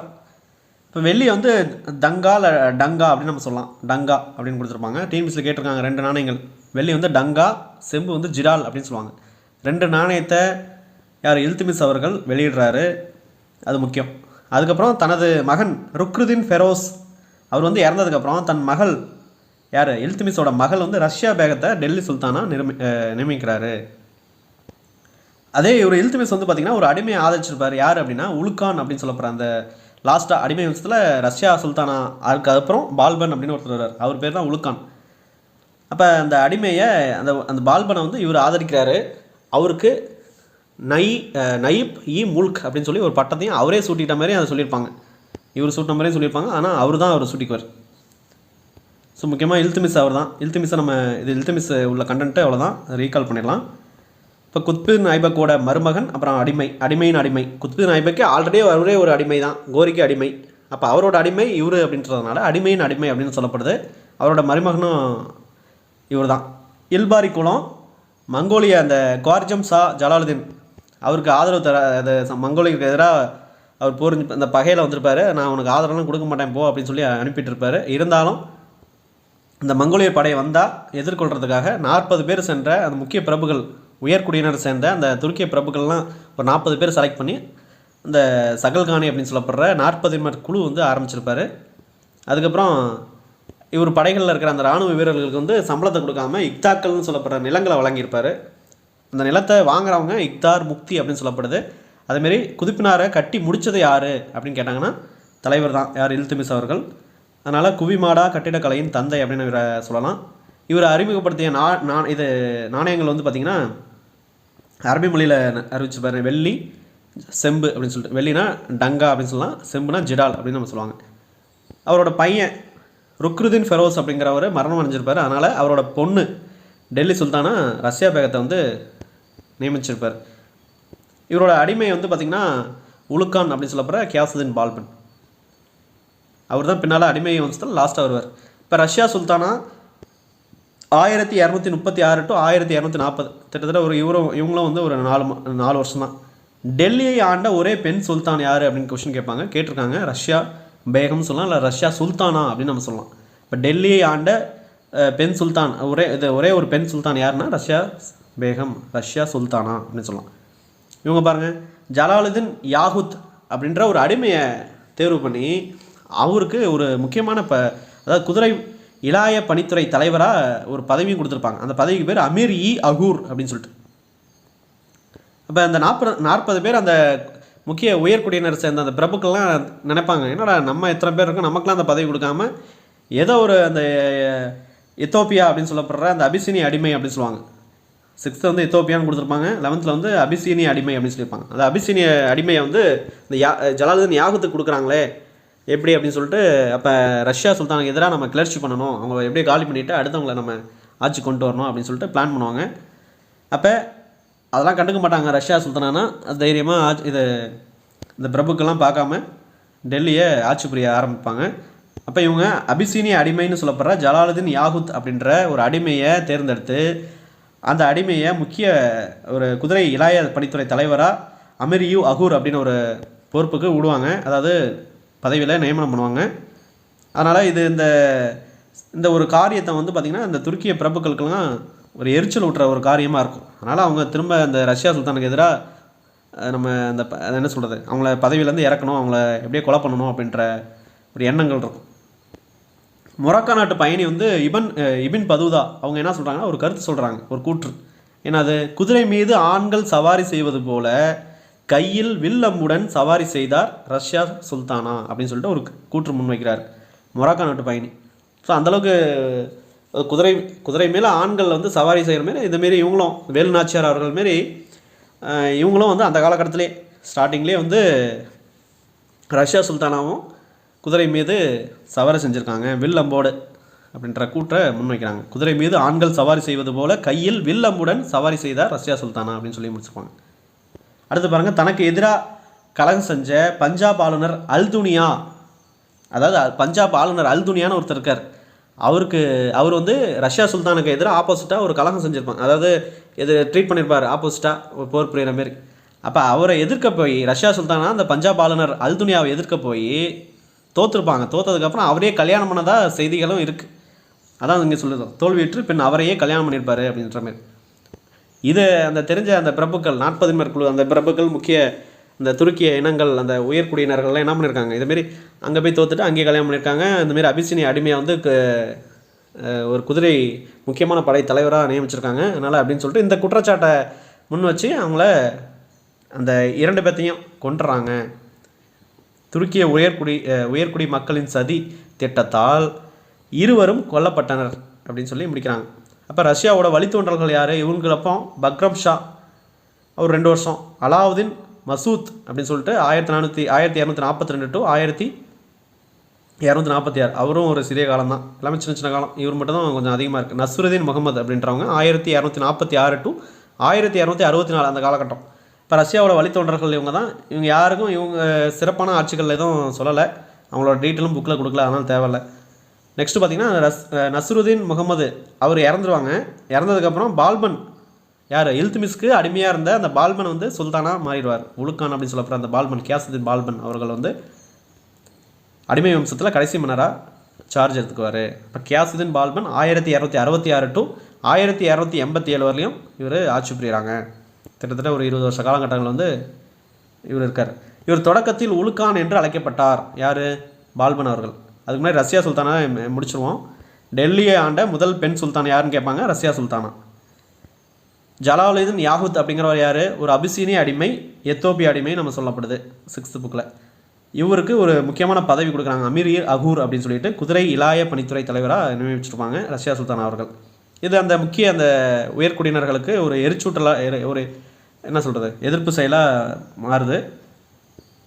மொரோக்கோ நாட்டு பயணி இபின் பதூதா என்ன சொல்கிறாங்கன்னா, ரஷ்யா சுல்தானா பற்றி ஒரு கூற்று முன்வைக்கிறாங்க. குதிரை மீது ஆண்கள் சவாரி செய்வது போல கையில் வில்லம்புடன் சவாரி செய்தார் ரஷ்யா சுல்தானா அப்படின்னு சொல்கிறாங்க. பஞ்சாப் ஆளுநர் அல்துனியா அவங்களுக்கும் ரஷ்யா சுல்தானுக்கும் பகை இருக்கும். அப்போ போயிட்டு ஃபைட் பண்ணும்போது தோல்வி விட்டுருப்பாங்க, அவங்களே கல்யாணம் பண்ணி இருந்த மாரி சொல்கிறாங்க. அதுக்கப்புறம் அவங்க 2 பேர்த்தையுமே இந்த உயர்குடி அந்த மக்கள் சதினால் கொல்லப்படுது. ரஷ்யா சுல்தானோட வழித்தோன்றல்கள் தான் இந்த பக்ரம் ஷா, அலாவுதீன் மசூத், நஸ்ருதீன் முகமது. அதுக்கப்புறம் நஸ்ருதீன் அவர் இறந்ததுக்கப்புறம் பால்பன் சுல்தான், அது பால்பன் வந்து சுல்தானாக பொறுப்பு ஏற்கிறார். இப்போ பால்பன் யார்? இல்துமிஸ்கிட்ட அடிமையாக இருந்தவர். அது மட்டும் இல்லாமல் இவர் ஸ்டார்டிங்கில் வந்து உலுக்கான்னு சொல்லப்படுவாங்க. இவர் சின்ன வயசுலேயே மங்கோலியர்கள் என்ன பண்ணுவாங்கன்னா, சின்ன வயசுலேயே இவனை தூக்கிட்டு போயிட்டு அடிமையாக வச்சுருப்பாங்களாம். அதுக்கப்புறம் தான் வந்து இல்துமிஸ்கிட்ட அடிமையாக இருந்திருக்கார். இப்போ பால்பன் சிறுவனாக இருந்தபோது அவரை கவர்ந்து சென்றவர்கள், அதாவது அடிமையாக கவர்ந்து சென்றவர்கள் யாருன்னு கேட்குறாங்க ஒரு கொஷனில், மங்கோலியர்கள். இவர் இல்துமிஸ் அவர்கிட்ட அடிமையாக, அதாவது சுல்தானுக்கு துணையாக இருந்தவர். இவரும் இல்பாரி பிரிவு அப்படின்னு சொல்லப்படுது. அடுத்தது பாருங்கள், இவர் ஆட்சி அதிகார பிரதிநிதி என்று பொருள்படும் நயிப் முல்க் அப்படின்ற ஒரு பட்டம் இவரே சூட்டிக்கிறார். நயிப் முல்க் அப்படிங்கிற ஒரு பட்டம் பால்பன் அவருக்கு சூட்டிக்கிறார். ஆட்சி அதிகார பிரதிநிதி அப்படின்னு சொல்லப்படுற ஒரு மீனிங் அதுக்கு. அடுத்தது பார்த்திங்கன்னா, இவர் தெய்வீக உரிமை கோட்பாடு மீது நம்பிக்கை வச்சுருக்காரு. அந்த கோட்பாட்டுப்படி இவர் என்ன சொல்கிறாருன்னா, அரசர் கடவுளின் பிரதிநிதியாக கருதப்படுகிறார். அதனால் தன்னை ஷேடோ ஆஃப் காட் அப்படின்னு சொல்லப்படுற இறைவனின் நிழல் அப்படின்னு இவர் சொல்லிக்கிறார். அப்போ ஷேடோ ஆஃப் காட், இறைவனின் நிழல் அப்படின்னா யாருன்னு கேட்டாங்கன்னா அது பால்பன் அவர்கள். அப்போ அந்த ஷேடோ ஆஃப் காட் அப்படின்னா இறைவனின் நிழல், அது அரேபிய மொழியில் வந்து பார்த்திங்கன்னா ஜில் இலாஹி அப்படின்னு சொல்லப்படுது. அதையும் நம்ம தெரிஞ்சுக்கணும். அதேமாரி சுல்தான் முன் மண்டியிட்டு காலை தொட்டு வணங்கும் சிஜிடா அல்லது பைப்போஸ் அப்படின்ற ஒரு முறையை வந்து அறிமுகப்படுத்துகிறார். இப்போ இவருக்கு முன்னாடி யார் வந்தாலும் அது குனிஞ்சு இவர் காலை தொட்டு வணங்குற முறை அப்படின்றத மண்டியிட்டு காலை தொட்டு வணங்கும் முறை. இவரே ஒரு அடிமை, ஆனால் இவர் சுல்தானாக வந்ததுக்கப்புறம் நிறையா பேர் இவருக்கு கீழே இருக்கிற மாரி ஒரு எனக்கு முன்னாடி நீ மண்டிட்டு என் காலத்தொட்டு கும்பிட்டு போ அப்படின்ற மாரி அந்த ஒரு முறையை அறிமுகம் பண்ணுறாரு. அப்போ சுல்தான் முன் மண்டிட்டு காலை தொட்டு வணங்கும் சிஜிடா அப்படின்னு சொல்லப்படுற பைப்போஸ் அப்படிங்கிற ஒரு முறையை வந்து அறிமுகப்படுத்துறாரு பால்பன் அவர்கள். நவ்ரோஸ் அப்படின்ற ஒரு பாரசீக திருவிழா இருக்குது, அதை ஒரு ஆடம்பரமாக கொண்டாடிக்கிறாரு இந்த பால்பன் அவர்கள். அப்புறம் 40 குழு, இவர் ஒரு அடிமையாக இருந்து வந்தவர் தான். அதனால் அந்த உயர்குடியில் இருக்கிற அந்த 40 குழு அதில் முக்கியமாக உயர்குடியினர்கள் தான் இருப்பாங்க. இப்போ பால்பன்ங்கிறது ஒரு அடிமை தான். அப்போ இவர் அடிமை நமக்கு மேலே இருக்கானே அப்படின்னு சொல்லிட்டு அந்த உயர்குடியினர் என்ன பண்ணுவாங்க, இந்த பால்பனுக்கு எதிர்ப்பு தெரிவிப்பாங்க. அப்போ நீ நானே சுல்தானே, நான் உங்களுக்கு அடிமையாக தான் இருந்தேன், பட் ஆனால் இப்போ நான் சுல்தானாக இருக்கேன், இப்போது நீ என்னை எதிர்க்கிறீங்க அப்படின்னா இந்த 40 குழு எதுக்கு, இதை நான் ஒழிக்கிறேன் அப்படின்னு சொல்லிட்டு அது ஒழிச்சிடுவார். ஒழிச்சதுக்கப்புறம் ஒற்றர் துறை நிறுவிப்பார். அடுத்து பார்த்திங்கன்னா நீதித்துறையிலேருந்து இராணுவத்தை பிரித்து திவானி அர்ஸ் அப்படின்ட்டு ஒரு இராணுவத்துறையை தனியாக உருவாக்குறாரு பால்பன் அவர்கள். இப்போ மியோக்கல் அப்படின்னு சொல்லப்படுற மேவாரை சேர்ந்தவர்கள், மேவார் நாட்டு மேவார் பகுதியை சேர்ந்தவங்க தான் அந்த மியோக்கல் அப்படின்னு சொல்லுவாங்க. இவங்களும் ஒரு இஸ்லாமியர்கள் தான், இஸ்லாமிய சமூகம் தான். இவங்க வந்து கொலை பண்ணுவாங்க.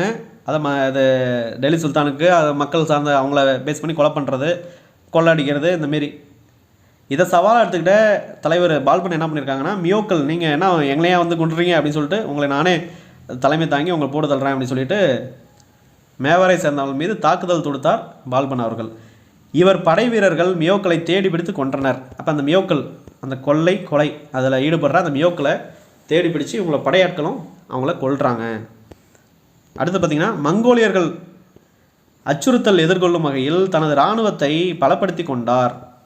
அதனால் பல கோட்டைகள்லாம் கட்டுறார். அதே வந்து இல்துமிஸ் அவர்கள் வந்து அந்த 40 குழு ஆரம்பித்தாங்க. அப்புறம் அந்த குவாரிஜம் ஷலாலுதீன் அவளுக்கு வந்து ஆதரவு மறுத்தார். இவர் வந்து மங்கோலியருக்கு அச்சுறுத்தல் எதிர்கொள்ளும் அந்த வகையில் நிறையா கோட்டைகளை கட்டி கோட்டையிலேருந்து தாக்குதல் தொடுத்துற மாரி கோட்டைகளை கட்டிக்கிட்டார். அடுத்து பார்த்திங்கன்னா செங்கிஸ்கானின் மங்கோலியர் செங்கிஸ்கானின் பேரன் குலகு கான் அப்படின்றவர், அவர் ஈரான் வைஸ்ராயாக இருந்திருப்பார் அந்த காலகட்டத்தில். அந்த குலகு கான் அவர்கிட்ட ஒரு நல்லுறவு பண்ணுறதுக்காக ஒரு ஃப்ரெண்ட்ஷிப் மாரி டெவலப் பண்ணியிருப்பார். அப்புறம் ஒரு உறுதிமொழியும் வாங்கியிருப்பார் பால்பன் அவர்கள். என்னென்னா மங்கோலியர்கள் சட்லஜ் நதியை கடந்து படையெடுத்து வரமாட்டார்கள் அப்படின்னு எனக்கு உறுதிமொழி எழுதக்கூடியா அப்படின்னு சொல்லிட்டு பால்பன் அவர்கள் அந்த செங்கிஸ்கானோட பேரன் குலகுகான், மங்கோலியர் இனத்தோட ஹெட்டு, முக்கியமான ஹெட்டு தான் செங்கிஸ்கான். அதுக்கப்புறம் 13ஆம் 14ஆம் நூற்றாண்டு காலகட்டத்தில் தான் தைமூர் வருவார். அப்போ அந்த செங்கிஸ்கானோட பேரன் குலகுகான் அவர்கிட்ட ஒரு ஃப்ரெண்ட்ஷிப் டெவலப் பண்ணுற மூலிமா ஒரு உறுதிமொழியும் வாங்கியிருப்பார். இருந்தாலும் அதுக்கப்புறம் அந்த பால்பனோட ஒரு பையன் வந்து ஏதோ ஒரு மோதலில் மங்கோலியர்கள் மோதலில் இறந்ததாகவும் அந்த மன உளைச்சல் அவரே இறந்ததாகவும்லாம் குறிப்பு இருக்கும். அதுக்கப்புறம் இவரோட ஆதரிப்பு வந்து பார்த்திங்கன்னா அமீர் குஸ்ரு ஆதரிப்பார். இந்திய கிளி அப்படின்னு சொல்லப்படுற அமீர் குஸ்ரு ஆதரிச்சிருப்பார், ஒரு பாரசீக கவிஞர். அப்புறம் அமீர் ஹாசன் அப்படின்றவரையும் ஆதரிச்சிருக்கார். நெக்ஸ்ட்டு பார்த்திங்கன்னா வங்காளத்தின் ஆளுநர் யார், துக்ரில் கான் அப்படின்றவர். இவர் யாரால் நியமிக்கப்பட்டதுன்னா பால்பனால் தான் நியமிக்கப்பட்டிருக்கோம். பால்பன் தான் வங்காளத்தின் ஆளுநராக நீ இருந்துக்கோ அப்படின்னு சொல்லியிருப்பார். ஆனால் ஒரு சில காலகட்டத்துக்கு அப்புறம், ஒரு சில மாதங்களுக்கு அப்புறம் பால்பனுக்கு ஆப்போசிட்டாகவே அவர் கலகம் பண்ணுவார் அந்த துக்ரில் கான் அப்படின்றவர், வங்காளத்தோட ஆளுநர். அதை தெரிஞ்சுக்கிட்ட பால்பன் வந்து துக்ரில் கானை வந்து படையர்கள் மூலிமா கொன்றுவார். அதுக்கப்புறம் வங்காளத்தோட புதிய ஆளுநராக பால்பனோட ஒரு பையன் ஃபஸ்ட்டு, அதாவது 2-3 பையன் இருப்பாங்க. அதில் ஒரு பையன் மங்கோலியர்கள் ஃபைட் பண்ணும்போது அங்கே இறந்துருவாங்க. அதுக்கப்புறம் புக்ராகான்னு ஒரு பையன் இருப்பான். அந்த புக்ராகானை வந்து இந்த துக்ரில் கான் இறந்ததுக்கப்புறம் வங்கத்தின் ஆளுநராக நியமிச்சிருப்பாங்க. ஆனால் புக்ராகான் வங்காளத்துக்கு ஆளுநராக போனதுக்கப்புறம் நான் வந்து தனியாகவே இருந்துக்கிறேன், எனக்கு டெல்லி சுல்தான்லாம் வேணாம், நான் அப்பாவோட அரியணை எனக்கு தேவையில்லை, நான் ஒரு சுதந்திர ஒரு ஆட்சியாளராக இருந்துக்கிறேன், தந்தை அரியணை எனக்கு தேவையில்லை அப்படின்னு சொல்லி அது தனியாக போயிடுறாரு. சுதந்திர ஆட்சியாளர்னா ஒரு சுதேச மன்னர் மாரி தனியாக ஆட்சி பண்ணிக்கிறது. அப்புறம் பால்பனோட மற்றொரு மகன் கைகுபாத் அப்படின்னு ஒருத்தர் இருக்கார். அவர் என்ன பண்ணுறாருன்னா, அவர் வந்து ஒரு திறமையற்ற அரசராக இருக்கார். அவர் தான் இந்த அடிமை வம்சத்தில் இறுதி மன்னராக இருப்பார். அவர் வந்து ஒரு மாது அந்தமாரி சிற்றின்பத்தில் ஈடுபட்டு அந்த இன்பத்திலே அவர் மூழ்கி கிடக்கிறார். அது இந்த ஒரு அரசாட்சியாக வந்து மக்களை பாதுகாக்கணும், போர் புரிஞ்சு மற்ற பகுதியெல்லாம் நம்ம ஆக்குபை பண்ணி ஒரு பெரிய அரசாட்சி நிறுவனம் அப்படிங்கிற ஆசை அவருக்கு கிடையாது. சிற்றின்பத்திலே மூழ்கிறதுனால அவர் ஒரு திறமையற்றவராக இருக்கார். அப்போ இவர் இதை தெரிஞ்ச அதில் படைத்தளபதியில் ஒருத்தர் முக்கியமான இருக்கிறவர் தான் அந்த ஜலாலுதீன் கில்ஜி அவர்கள். அந்த கில்ஜி என்ன பண்ணுறாரு, கைகுபாத்தை கொலை பண்ணுறதுக்கு அதிகாரி அனுப்பி கொண்டுட்டதுக்கப்புறம் ஜலாலுதீன் கில்ஜி அவர்கள் வந்து அடுத்தது அடிமை வம்சத்தில் அந்த லாஸ்ட்டாக இருக்கிற கைகுபாத்தை போட்டு தள்ளதுக்கப்புறம் கில்ஜி அப்படின்னு சொல்லிட்டு ஒரு புதிய மரபை டெல்லி சுல்தானில் நிறுவுறாரு. யார்? ஜலாலுதீன் கில்ஜி. இப்போ இதை ரீகால் பண்ணிடலாம். இப்போ கியாசுதீன் பால்பன் அப்படின்றவர் யார்? தொடக்கத்தில் வந்து உலுக்கான் அப்படின்னு நம்ம சொல்கிறோம். சின்ன வயசில் இருக்கும்போது இந்த பால்பனை மங்கோலியர்கள் வந்து அடிமையாக கடத்திட்டு போயிருப்பாங்க. அதுக்கப்புறம் இல்துமிஸும் ஒரு ஒரு 17-18 வயசு, ஸ்டார்டிங்கில் ஒரு 10 வயசுக்குள்ளே இருக்கும்போது மங்கோலியர்கள் அடிமையாக எடுத்துகிட்டு போயிருப்பாங்க. அதுக்கப்புறம் இல்துமிஸ்கிட்டையும் அடிமையாக இருந்திருப்பார் ஒரு 15-20 வயசுக்குள்ளே அந்தமாரி. அப்படி இருக்கும்போது அவருக்கு சுல்தானோட துணையாக வச்சுக்குவார் இல்துமிஸ் அவர்கள் இந்த பால்பனை. லாஸ்ட்டாக பார்த்திங்கன்னா அவருக்கு, அதாவது பால்பன் அவருக்கே நயீப் இ முல்க் அப்படின்ற ஒரு அதிகார பிரதிநிதி அப்படின்னு ஒரு பொருள்படுற ஒரு பட்டமும் கொடுத்துக்கிறாரு. அவரே சூட்டிக்கிறாரு. தெய்வீக உரிமை கோட்பாடு மீது நம்பிக்கை வைக்கிறாரு. அப்போ அரசர்கள் நாங்கள் தான் இறைவனோட நிழல் அப்படின்னு சொல்லி, ஷேடோ ஆஃப் காட் அப்படின்னு சொல்லி காமிச்சிக்கிறாரு. ஜில் இலாஹி அப்படின்னு சொல்லி அதை குறிப்பிடுறோம். அந்த ஷேடோ ஆஃப் காட் அப்படிங்கிறது ஜில் இலாஹி அப்படின்னு இவரை அழைச்சிக்கிறாரு. அது மட்டும் இல்லாமல் பைப்போஸ் அப்படின்றது சிஜிடா அப்படின்னு நம்ம சொல்லலாம். அது வந்து சுல்தான் முன்னால் வந்து மற்ற மக்கள்லாம் வந்து மண்டிட்டு அவர் சுல்தானோட காலை தொட்டு கும்பிட்டு போகிற மாரி அதுமாரி. ஏன்னா இவர் தான் ஷேடோ ஆஃப் காட் அப்படின்னு சொல்லிக்கிறாருல, அதனால் அந்த முறையை அறிமுகம் பண்ணுறாரு. நவ்ரோஸ்னு பாரசீக திருவிழாவை ஆடம்பரமாக செலிப்ரேட் பண்ணுறாரு. இவர் ஒரு அடிமையாக இருந்து தான் வந்திருப்பார். லேன்பூல் அவர்கள் வந்து ஒரு கூற்று சொல்லியிருப்பாங்க. ஏன்னா அது கீழே இருக்கும். பால்பன்கிறவர் ஒரு அடிமையாக வந்திருப்பார். அதுக்கப்புறம் தண்ணீர் சுமக்கிற ஒரு தொழிலாளியாக இருக்கார். அதுக்கப்புறம் வேட்டைக்காரனாக வளர்ந்துருப்பார், தளபதியாக வளர்ந்துருப்பார், அப்புறம் ராஜதந்திரியாக வளர்ந்துருப்பார், அதுக்கப்புறம் தான் சுல்தானாக வராரு அப்படின்னு லேன்பூல் அவர்கள் கூட்டு சொல்கிறாங்க. இது ஒரு டிஎன்பிஎஸ்சியில் கேட்டிருக்காங்க. பால்பன் ஒரு அடிமையாக, தண்ணீர் சுமக்கும் தொழிலாளியாக, வேட்டைக்காரனாக, தளபதியாக, ராஜதந்திரியாக, சுல்தானாக வாழ்ந்தார் அப்படின்னு சொல்லி லேன்பூல் அவர்கள் வந்து பால்பனை கூற்று தெரிவிக்கிறார்.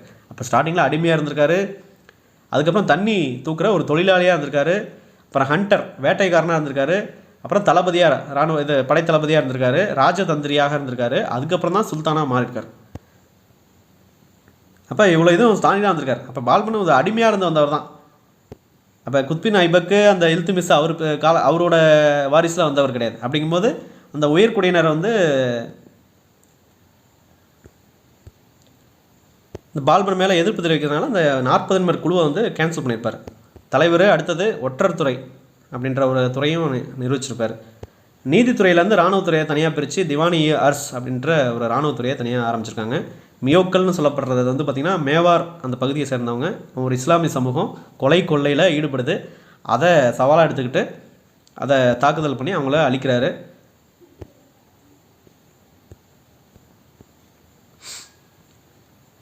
அதுக்கப்புறம் மங்கோலியர்கள் அச்சுறுத்தல் எப்படியும் திரும்ப வந்தாங்கன்னா நம்ம பாதுகாத்துக்கிறதுக்காக நிறைய கோட்டைகள்லாம் கட்டுறாரு.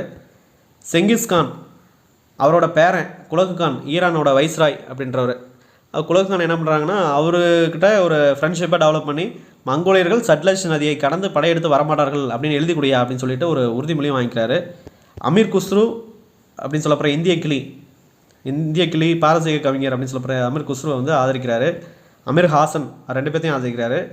வங்காளத்தோட ஆளுநர் துக்ரில் கான் பால்பனால் நியமிக்கப்பட்டவர் தான். பிற்காலத்தில் பால்பனுக்கு எதிராகவே கலகம் பண்ணுறதுனால அவரையும் கொன்றாரு.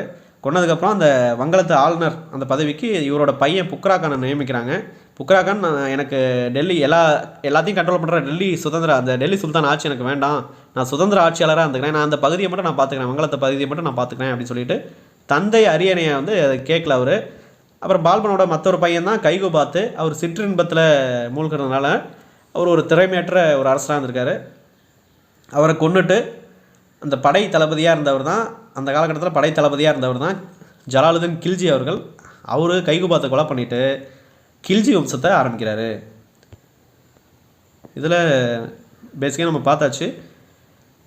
இதில் பார்த்திங்கன்னா இந்த ரஷ்யா சுல்தானாவுக்கு எதிராக புரட்சி செய்த இல்துமிஸின் பிரதம அமைச்சராக இருந்தவர். இது டிஎன்பிஎஸ்சியில் கொஸ்டின் கேட்டிருக்காங்க. நிஜாமுல் முல்க் ஜினாயிதி அப்படின்னு சொல்லிட்டு இது டிஎன்பிஎஸ்சி கேட்ட கொஸ்டின். அதாவது ரஷ்யா சுல்தானாவுக்கு எதிராக இல்துமிஸ்கிட்ட இருக்கிற ஒரு பிரதம அமைச்சர், வசீர்னு சொல்லப்படுற பிரதம அமைச்சர் வந்து என்ன பண்ணுறாரு, ரஷ்யா சுல்தானுக்கு எதிராக புரட்சி பண்ணுறாரு. அவர் பேர் என்னன்னு கேட்குறாங்க. நிஜாமுல் முல்க் ஜுனைதி அப்படின்னு சொல்லிட்டு. அப்புறம் லேன்பூல் அவர்கள் தான் இந்த பால்பன் வந்து ஒரு அடிமையாக, தண்ணீர் சுமக்கு தொழிலாளியாக, வேட்டைக்காரனாக, தளபதியாக, ராஜதந்திரியாக, சுல்தானாக வாழ்ந்தவர் அப்படின்னு சொல்கிறாங்க. பால்பனோட ஆட்சியை பற்றி ஒரு கல்வெட்டு இருக்குது. 1276 டெல்லியில் நிறுவப்பட்ட கல்வெட்டு, சமஸ்கிருத மொழியில் இருக்கும். அந்த கல்வெட்டு பேர் வந்து பார்த்திங்கன்னா பாலம் பவோலி அப்படின்னு சொல்லிட்டு. அது இந்த பால்பனோட ஆட்சியை பற்றி சிறப்பாக சொல்லியிருக்கோம். அது என்ன சொல்லுதுன்னா, பால்பனின் நல்லாட்சியின் விளைவாக விஷ்ணு பகவான் எந்த கவலையும் இன்றி பார்க்கடலில் துயில்கிறார். இப்போ பால்பன் ஃபுல்லாகவே நல்லா பார்த்துக்கிறாரு. அப்போ அந்த விஷ்ணு நான் தான் விஷ்ணு அப்படின்னா நமக்கு எந்த கவலையும் மக்களை பார்த்துக்கணும் அப்படின்ற கவலை இல்லை. நம்ம அப்படியே ஜாலியாக கடலில் மிதந்துக்கிட்டு விளையாடலாம் அப்படின்றத சொல்கிறாங்க. அந்தளவுக்கு பால்பன் நல்லாட்சி பண்ணாங்கிற மாதிரி குறிப்பிட்றாங்க இந்த சமஸ்கிருத கல்வெட்டு, பாலம் பவோலி அப்படின்னு சொல்லிட்டு. மேபி இதெல்லாம் கேட்கலாம், அதுக்காக நம்ம பார்க்குறோம். ஸ்கூல் புக்கில் கொடுத்ததான். இப்போ மங்கோலியர்கள்லாம் என்ன பார்த்தாச்சு, தைமூரும் யார் அப்படின்னு பார்த்தாச்சு. இப்போ தைமூர் 13-14 காலகட்டம், 12ஆம் நூற்றாண்டு காலகட்டத்தில் செங்கிஸ்கான், ரெண்டுமே மங்கோலியர்கள் பேஸ் பண்ணி தான். அப்போ டெல்லி சுல்தான்களில் அடிமை வம்சத்தில் குத்பின் ஐபக்கு, அவரோட மருமகன் இல்துமிஸோட பொண்ணு ரஷ்யா சுல்தானா, அதுக்கப்புறம் இல்துமிஸோட அடிமை கியாசுதீன் பால்பன், இவங்க 4 பேர் தான் முக்கியமான ஆட்சியாளர்கள்.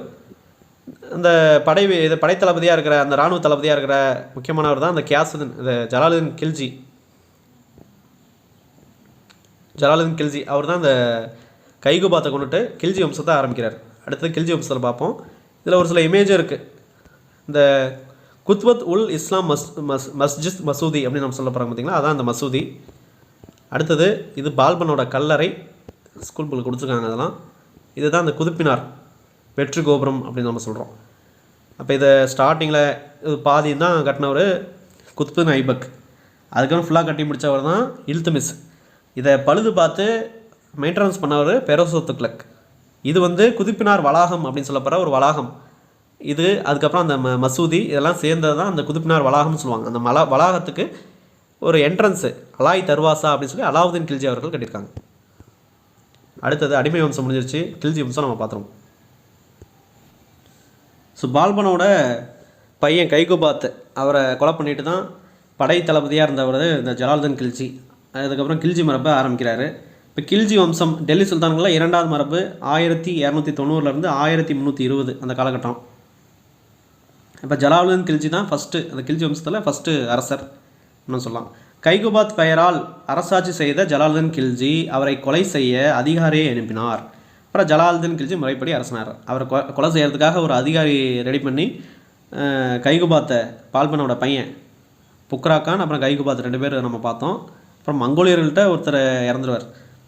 அப்போ ஒரு 3-4 பேர் இருப்பாங்க, அதில் முக்கியமாக அந்த 2 பேர் குறிப்பிட்டிருப்பாங்க புக்கில்.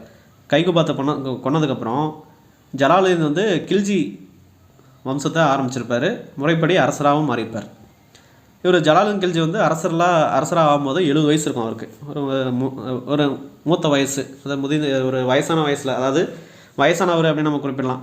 கில்ஜி மரபை டெல்லியில் தோற்றுவித்தவர் யாருன்னு கேட்பாங்க. இது ஸ்டார்டிங் தான். குத்புதீன் ஐபக்கு அடிமை வம்சத்தை தோற்றுவித்தார். இப்போ கில்ஜி மரபை தோற்றுவித்தவர் ஜலாலுதீன் கில்ஜி. அமைதியான முறையில் ஆட்சி, அப்புறம் ரத்தம் சிந்தாத ஆட்சி வழங்க விருப்பம் யாருக்கு? ஜலாலுதீன் கில்ஜி. அதனால் இவருக்கு கருணை உள்ளம் கொண்ட ஜலாலுதீன் கில்ஜி அப்படின்னு நம்ம இவரை சொல்கிறோம், அழைக்கப்படுகிறார்.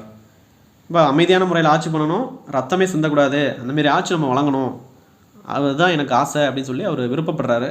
அதனால் கருணை உள்ளம் கொண்ட ஜலாலுதீன் கில்ஜி அப்படின்னு நம்ம இவர் அழைக்கிறோம். இவர் 1292 அந்த முதிர்ந்த வயதில் கூட மங்கோலியர்கள் கூட்டத்தை வந்து இந்தியாவில் வந்து நுழைய விடாமல் வெற்றிகரமாக தடுத்து நிறுத்துறாரு. அது ஒரு குற்று. 1292 முதிர் வயதில் கூட மங்கோலியர் கூட்டங்களை வந்து இந்தியாவிற்குள் நுழைவதை வெற்றிகரமாக தடுத்து நிறுத்தினார். அதுக்கப்புறம் தனது மருமகன், அப்புறம் உடன் பிறந்தோரின் மகன் அப்படின்னு சொல்லப்படுற அலாவுதீன் கில்ஜி, ஜலாலுதீன் கில்ஜி, அப்புறம் அலாவுதீன் கில்ஜி, முக்கியமாக 2 பேர் தான், காராவின் ஆளுநராக நியமிக்கிறார். பெரும்பாலான படையெடுப்புகளுக்கு திட்டமிட்டு தலைமையேற்று நடத்தியவர் தான் இந்த அலாவுதீன் கில்ஜி. அவர் அடுத்தவரோட முக்கியமானவர் அவர் தான்.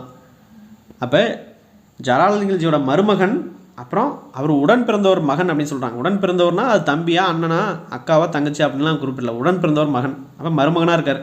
ஜலாலுதீன் கில்ஜியோட மருமகன், அப்புறம் கூட பிறந்தவங்களோட பையன் அப்படின்றத குறிப்பிட்டிருக்காங்க.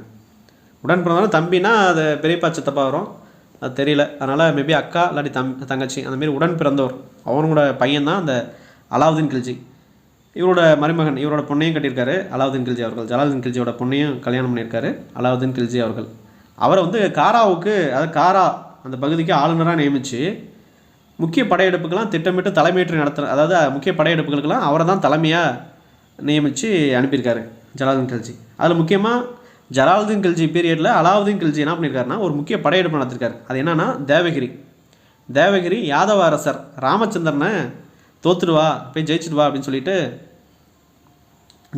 அலாவுதீன் கில்ஜி அனுப்பியிருக்காரு. போயிட்டு அவரை தோற்கடிச்சிட்டு நிறைய செல்வத்தோடு திரும்பி வந்திருக்கிறாரு அலாவுதீன் கில்ஜி அவர்கள். அந்த செல்வத்தை முக்கிய பிரபுக்கள் படைத்தளபதிகள்லாம் கையூட்டுனா லஞ்சம் ஒரு டிப்ஸாக கொடுத்து நீ ஏன் பக்கம் வந்துடு அப்படின்னு சொல்லிட்டு அலாவுதீன் கில்ஜி அவர்கள் ஜலாலுதீன் கில்ஜி நீங்கள் அவங்க கூட இருக்க வேணாம், அவர் வயசாகிடுச்சு, அடுத்தது நான் தான் அரசு வச்சுக்க வரப்போகிறேன், இந்த அவங்ககிட்டலாம் காசு கொடுக்குறேன் அப்படின்னு சொல்லிட்டு இவங்க பக்கம் அலாவுதீன் கில்ஜி அவர்கள் பக்கம் எல்லாத்தையும் திருப்பிட்டு ஜலாலுதீன் கில்ஜியை போட்டு தள்ளிடுறாரு. டெல்லியை திரும்பிய அலாவுதீன் கில்ஜி ஜலாலுதீன் கில்ஜியை நயவஞ்சகமான முறையில் கொன்று ஆட்சியை கைப்பற்றினார். இப்போ ஜலாலுதீன் கில்ஜி ஒரு 6 வருஷம் தான் ஆட்சி புரிஞ்சிருப்பார். அப்போ அலாவுதீன் கில்ஜி வந்து அவரை கொண்டுட்டு ஆட்சிக்கு வந்திருப்பார். இப்போ ஜலாலுதீன் கில்ஜி 1290 to 96 கிட்டத்தட்ட ஒரு 6 ஆண்டு காலம்தான். இவரோட மருமகன் அப்புறம் உடன் பிறந்தோட மகன் சொல்லப்படுற அலாவுதீன் கில்ஜியை காராவுக்கு ஆளுநராக நியமிக்கிறார். ஸ்டார்டிங்கில் கைகுபாத்தை கொண்டுட்டு தான் இவர் முறைப்படி அரசனாக மாறியிருப்பார். கில்ஜி வம்சத்தை ஆரம்பிச்சிருப்பார். கில்ஜி வம்சத்தை தோற்றுவித்தவரும் இவர் தான். அமைதியான முறையில் ஆட்சி பண்ணணும், ரத்தமெல்லாம் சிந்தக்கூடாது அப்படின்னு சொல்லி அந்த ஆட்சியை தான் வழங்கணும் அப்படின்றத விருப்பம் தான் இவருக்கு. அதனால் கருணை உள்ளம் கொண்ட ஜலாலுதீன் கில்ஜி அப்படின்னு சொல்லி நம்ம இவர் அழைக்கிறோம். 1292 அந்த காலகட்டத்தில் ஆல்ரெடி இவர் வரும்போது 70 வயசு தான். எப்போ 1290 1292 அப்போ 72 வயசுலேயும் அந்த முதிர்ந்த வயதில் கூட மங்கோலியர்கள் கூட்டத்தை இந்தியாவுக்கு நுழைய விடாமல் வெற்றிகரமாக தடுத்து நிறுத்துறாரு. இவரோட மருமகன் அப்புறம் மகன் இது உடன் பிறந்தோட மகன் அப்படின்னு சொல்லப்படுற அலாவுதீன் கில்ஜியை காராவுக்கு ஆளுநராக நியமித்து நிறையா படை தளபதியாகவும் தலைமையேற்றும் போர் புரியறதுக்கும் அனுப்புகிறாரு. முக்கியமாக அதில் அவர் பீரியடில் அலாவுதீன் கில்ஜியை முக்கிய ஒரு படையெடுப்புக்கு அனுப்புகிறார். தேவகிரி யாதவ அரசர் ராமச்சந்திரனை தோற்கடிச்சு வா அப்படின்னு சொல்லிட்டு அனுப்புகிறாரு. அங்கே தோற்கடிச்சும் அங்கே இருக்கிற செல்வங்கள்லாம் எடுத்துகிட்டு வர்றாரு. அந்த செல்வத்தை அவர் யோசிக்கிறார் வரும்போதே, அப்போ நம்ம தான் படையெடுப்பாளர் முக்கிய படைத்தளபதியாக இருக்கிறோம், ஜலாலுதீன் கில்ஜின்னு வயசாகிடுச்சு, அவர் பேருக்கு தான், அப்போ நம்ம பக்கம் கொண்டு வந்து நம்ம அரசராக மாறிடலாம் அப்படின்னு சொல்லிட்டு முக்கிய பிரபுக்கள் படை தளபதிகள்லாம் கையூட்டினா லஞ்சம் டிப்ஸு அந்தமாரி தன் வசப்படுத்துறதுக்காக அமௌண்ட்டை கொடுத்து தன் பக்கம் ஈர்த்ததுக்கப்புறம் ஜலாலுதீன் கில்ஜியை நயவஞ்சகமாக கொண்டுட்டு இவர் ஆட்சியை கைப்பற்றார். அப்போ கில்ஜி வம்சத்தில் ஜலாலுதீன் கில்ஜி ஃபஸ்ட்டு, அதுக்கு அடுத்தது அவரோட மருமகன் அப்புறம் உடன் பிறந்தோட மகன் அப்படின்னு சொல்லப்படுற அலாவுதீன் கில்ஜி உள்ளே வராங்க. அவரோட ஆண்டு காலம் 1296 to 1316. இவரது ஆட்சி காலத்தில் டெல்லி சுல்தானியத்தின் புகழ் உச்சியை அடைந்தது. இப்போ இவரோட காலகட்டத்தில் தான் டெல்லி சுல்தானியம் வந்து அந்த புகழ் வந்து ஃபுல்லாகவே பரவச்சு அப்படின்ட்டு சொல்கிறாங்க. அந்தளவுக்கு ஒரு சிறந்த ஆட்சியாளர் நம்ம சொல்லலாம். மங்கோலிய படையெடுப்புகள் முக்கியமாக இவர் காலகட்டத்தில் முக்கியமாக அது ஸ்கூல் புக் கொடுத்துருக்காங்க. முதல் ஆண்டு இவருக்கு எதிராக சதி செஞ்சு அந்த எதிரியை ஒழிக்கிறதுக்கே டைம் சரியாக போச்சு அப்படின்னு சொல்லுவாங்க. 1297 உள்ள வராருன்னா 1297 அந்த காலகட்டம் முதல் வருஷம், அந்த முதல் ஆண்டில் எதிரியெல்லாம் ஒழிக்கிறாரு. 2ஆம் ஆண்டு அதாவது செகண்ட் இயர் 1296 உள்ள வந்து 1297 எதிரியை ஒழிக்கிறாரு. 1298 அந்த காலகட்டத்தில் மங்கோலியர்கள் டெல்லியை தாக்க ஆரம்பிக்கிறாங்க. அப்போ இருந்தாலும் அதுக்கு ஈக்குவலாக இவரும் படைத்தளபதிகள்லாம் நியமித்து முக்கியமாக இந்த ஜாஃபர் கான் உலுக்கான் அப்படின்ற படைத்தளபதிகள்லாம் அவங்க தலைமையில் நிறைய படைகளை அனுப்பி மங்கோலியரை எதிர்க்கிறாரு. இருந்தாலும் டெல்லியை சூறையாடுறாங்க இந்த மங்கோலியர் படையெடுப்பு. இப்போ 1298 அதே 1398 தைமூர் படையெடுப்பு வந்திருக்கும், அதை ரீகால் பண்ணிக்கணும், அடுத்தது வரும், அதை பார்ப்போம். இப்போ மங்கோலியர்கள் டெல்லியில் தாக்குறாங்க. அலாவுதீன் மங்கோலியர்களுக்கு எதிராக ஜாஃபர் கான் மற்றும் உலுக்கானை வந்து அனுப்பிக்கிறார். இது டிபிஎஸ்சில் ரெண்டுமே ஸ்டேட்மெண்ட்டாக கேட்டிருக்காங்க. அலாவுதீன் மங்கோலியர்களுக்கு எதிராக ஜாஃபர் கான் உலுக்கான், அவங்க 2 பேருமே, ஜாஃபர் கான்ங்கிறது அவர் படைத்தளபதி, அலாவுதீன் கில்ஜி படையில் ஒரு தளபதி, உலுக்கான்ங்கிறது அலாவுதீன் கில்ஜியோட தம்பி மாதிரி குறிப்பிடப்படுறாங்க, அவரும் ஒரு படைத்தளபதி உலுக்கான். 2 பேர் தலைமையில் தனித்தனி படையை அனுப்புகிறாங்க, மங்கோலியருக்கு எதிராக போர் புரிகிறாங்க. அந்த இதில் வந்து ஜாஃபர் கான் இறந்துருவாங்க அப்படின்ற மாதிரிலாம் குறிப்பிட்டிருப்பாங்க. மங்கோலியர்கள் தோற்கடிக்கப்பட்டனர். அதுக்கப்புறம் ஜாஃபர் கான் வந்து இறந்துருவார். ஆனால் ஜாஃபர் கான் மங்கோலியர்களின் ஆட்சியாளராக நியமிக்கப்பட்டார் அப்படின்னு சொல்லி, அதாவது மங்கோலியர்கள் இந்த 2 படை மூலிமா தோற்கடிக்கப்படுவாங்க அப்படின்ற மாதிரி குறிப்பிட்டிருக்காங்க. அதுக்கப்புறம் ஜாஃபர் கான் மங்கோலியர்கள் ஆட்சியாளராக மங்கோலியர்கள் நியமிச்சிருக்காங்க அப்படின்ற மாதிரி டிஎன்பிஎஸ்சியில் கேட்டிருக்காங்க. கொஸ்டின் பார்க்கும்போது அது தெளிவாக பார்ப்போம். அடுத்தது இந்த மங்கோலியர் படையெடுப்பு 1298 2வது ஆண்டு ஆட்சி காலத்தில் அலாவுதீன் கில்ஜி 2வது ஆண்டு ஆட்சி காலத்தில் உள்ளே வந்து டெல்லியை தாக்கியிருப்பாங்க. அதுக்கப்புறம் 1305 ஒரு 7-8 வருஷத்துக்கு அப்புறம் தோஆப் சமவெளி பகுதி வழியாக உள்ளே வந்து திரும்ப தாக்குதல் நடத்தியிருப்பாங்க. அப்பயும் ஃபைட் பண்ணுவார் அலாவுதீன் கில்ஜி அவங்க படைகள் எல்லாம். 1307 to 1308 அந்த காலகட்டத்தில் கடைசியாக அலாவுதீன் கில்ஜி பீரியடில் கடைசியாக மங்கோலியர்கள் வந்து தாக்குதல் நடத்துவாங்க. அப்போ அலாவுதீன் கில்ஜி அந்த டைமில் ஸ்ட்ராங்காக இருப்பாங்க. அவங்களோட படைத்தளபதிகள் எல்லாம் இப்போ கடுமையான பதிலடி கொடுத்து அது திரும்ப வராமல் தடுத்திருக்கோம். அதாவது திரும்ப வராமல் தடுத்திருப்பார் அலாவுதீன் கில்ஜி அவர்கள். ஸோ அப்போ அலாவுதீன் கில்ஜி அந்த பீரியடில் மங்கோலியர் படையெடுப்புகள் வந்து முக்கியமாக அந்த வருஷத்தை மட்டும் மைண்டில் வச்சுக்கணும். 1298, 1305, 1307 to 8 அதான் கடைசி மங்கோலிய படையெடுப்பு அலாவுதீன் கில்ஜி அவர்கள் பீரியட் காலத்தில். இது ப்ரீவியஸ் கொஷின் பேஸ் பண்ணி நம்ம அதை கொஷின் பார்த்துருவோம். அப்புறம் அலாவுதீன் கில்ஜி முக்கிய படையெடுப்புகள் அது ரொம்ப ரொம்ப முக்கியம். ஏன்னா அது 1296 ஜலாலுதீன் கில்ஜி 1296 வரலையும் தான் இருந்திருப்பார். அந்த பீரியடில் தான் அலாவுதீன் கில்ஜியை தேவகிரிக்கு படையெடுத்திருப்பார். தேவகிரிக்கு படையெடுத்துப்போ அப்படின்னு சொல்லி அனுப்பியிருப்பாங்க. இப்போ 1296 அலாவுதீன் கில்ஜி தேவகிரி படையெடுப்பு முக்கியம். அதுக்கப்புறம் இவரோட படைத்தளபதி மாலிக் கபூர் அப்படின்னு சொல்லப்படுறவர் அவரை வந்து அவர் தலைமையில் 1307 1314 அந்த காலகட்டத்திலையும் தேவகிரிக்கு படையெடுத்த மாரி சொல்லியிருப்பாங்க. அப்போ தேவகிரி வந்து 3 இயரில் போயிருப்பாங்க. 1296 அலாவுதீன் கில்ஜி தலைமை எடுத்து போயிருப்பார். அதுக்கப்புறம் 1307 1314 ஸ்கூல் புக்கில் கொடுத்துருக்காங்க. அது எப்படின்னா அவரோட அலாவுதீன் கில்ஜி பீரியடில் அவரோட படைத்தளபதி மாலிக் கபூர் அவர் தலைமையில் அனுப்பியிருப்பாங்க அப்படின்றத தெரிஞ்சுக்கணும். 1296 இவரே டைரெக்டாக போயிருக்காரு. அவர் படைத்தளபதி மாலிக் கபூர் மூலிமா 1307 1314 அந்த காலகட்டத்தில் தேவகிரிக்கு அலாவுதீன் கில்ஜி அந்த தலைமையில் இது அந்த பீரியடில் போயிருக்காங்க மாலிக் கபூர் தலைமையில் அப்படின்றத தெரிஞ்சுக்கணும். அடுத்தது 1299 to 1300 அந்த காலகட்டத்தில் குஜராத்துக்கு படையெடுத்து போயிருப்பார். இதெல்லாம் அலாவுதீன் கில்ஜி டைரெக்டாக படையெடுத்தது. 1299 to 300 குஜராத்து, 1296 தேவகிரி, 1301 ரந்தன்பூர் அப்படின்னு சொல்லுவாங்க. அப்புறம் 1303 சித்தூர், 1305 மால்வா. இது டிஎன்பிஎஸ்சியில் பொறுத்துகளையும் கேட்டிருக்காங்க. காலவரிசைப்படுத்துக அப்படின்னு சொல்லி கேட்டிருக்காங்க. குஜராத்து, ரந்தன்பூர், சித்தூர் மாற்றி மாற்றி கொடுத்து இது எது ஆறில் வரும் அப்படின்னு சொல்லி 321 141 அப்படின்னு சொல்லிட்டு மாற்றி வரோம். அது பார்த்துக்கணும். ஆர்டர் முக்கியம். இப்போ ரந்தன்பூர் ஃபஸ்ட்டு கொடுப்பாங்க, குஜராத் செகண்டாக கொடுப்பாங்க, சித்தூர் ஃபஸ்ட்லேயே கொடுத்துருப்பாங்க. இப்படி மாற்றி மாற்றி கொடுப்பாங்க. இது ஆர்டராக எது வரும் அப்படின்னு கேட்பாங்க. இப்போ ஃபஸ்ட்டு குஜராத் வரும், அப்புறம் ரந்தன்பூர், அப்புறம் சித்தூர், அப்புறம் மால்வா. அதுக்கு முன்னாடியே தேவகிரி வரும். தேவகிரி 2-3 வருஷத்தில் வரதுனால அது கொடுக்கல. அதனால் இந்த இதுதான் கொடுத்துருந்தாங்க. பாருங்கள், இப்போ குஜராத் படையெடுத்து போகும்போது குஜராத்தில் இருக்கிற மன்னர் அவரோட ஒய்ஃபு பட்டத்தரசி கமலாதேவி அப்படின்னு ஒரு பட்டத்தரசி இருப்பாங்க. அப்போ குஜராத் படையெடுக்கும்போது அந்த படையெடுப்பாளர்கள் அலாவுதீன் கில்ஜியோட படையெடுப்பாளர்கள் வந்து இந்த கமலாதேவி மன்னரை தோற்கடிச்சிட்டு அந்த கமலாதேவிக்கு ஒரு பணிப்பெண் இருப்பாங்க. அவங்க வந்து திருநங்கை அப்படின்னு சொல்லப்படுது. அவங்க 2 பேர்த்தையும் கடத்திட்டு வந்து அலாவுதீன் கில்ஜிக்கிட்ட ஒப்படைச்சிருவாங்க. இந்த குஜராத் மன்னரோட பட்டத்தரசி அப்படின்னு சொல்லப்படுற அந்த கமலாதேவியை இஸ்லாம் மதத்துக்கு மதம் மாற்றி அலாவுதீன் கில்ஜி அவர்கள் கல்யாணமும் பண்ணிக்குவார். கமலாதேவியை குஜராத் மன்னரோட ஒய்ஃபை பட்டத்தரசி அப்படின்னு சொல்லப்படுற அந்த கமலாதேவியை மதம் மாற்றி கல்யாணம் பண்ணிக்குவார் அலாவுதீன் கில்ஜி அவர்கள். அப்புறம் அந்த கமலாதேவிக்கு பணிப்பெண்ணாக இருந்த ஒரு பெண் திருநங்கை அப்படின்னு சொல்லுவோம். அந்த பணிப்பெண் என்ன பண்ணியிருப்பார்னா மதத்தை மாற்றி அலாவுதீன் கில்ஜி அவர்கள் வந்து மாலிக் கபூர் அப்படின்னு பேர் மாற்றிருப்பார். இஸ்லாமிய பேர் வச்சுருப்பார். பேர் சுட்டிட்டு அதுக்கப்புறம் அவர் படை தளபதியாக இருக்கிறதுக்கு ட்ரைனிங் கொடுத்துருப்பாரு. ஃபைனலாக 10,000 படை வீரர்களுக்கு படை தளபதியாகவும் ஆக்கியிருப்பார் அலாவுதீன் கில்ஜி அவர்கள். அப்போ மாலிக் கபூர் எங்கேருந்து வந்தாங்க அப்படிங்கிறத தெரிஞ்சுக்கணும். மாலிக் கபூர் அப்படிங்கிறது ஒரு திருநங்கை அப்படின்னு சொல்லப்படுது. அதை தெரிஞ்சுக்கலாம். இப்போ குஜராத் படையெடுப்பில் குஜராத் மன்னரை தோற்கடிச்சிட்டு அந்த பட்டத்தரசி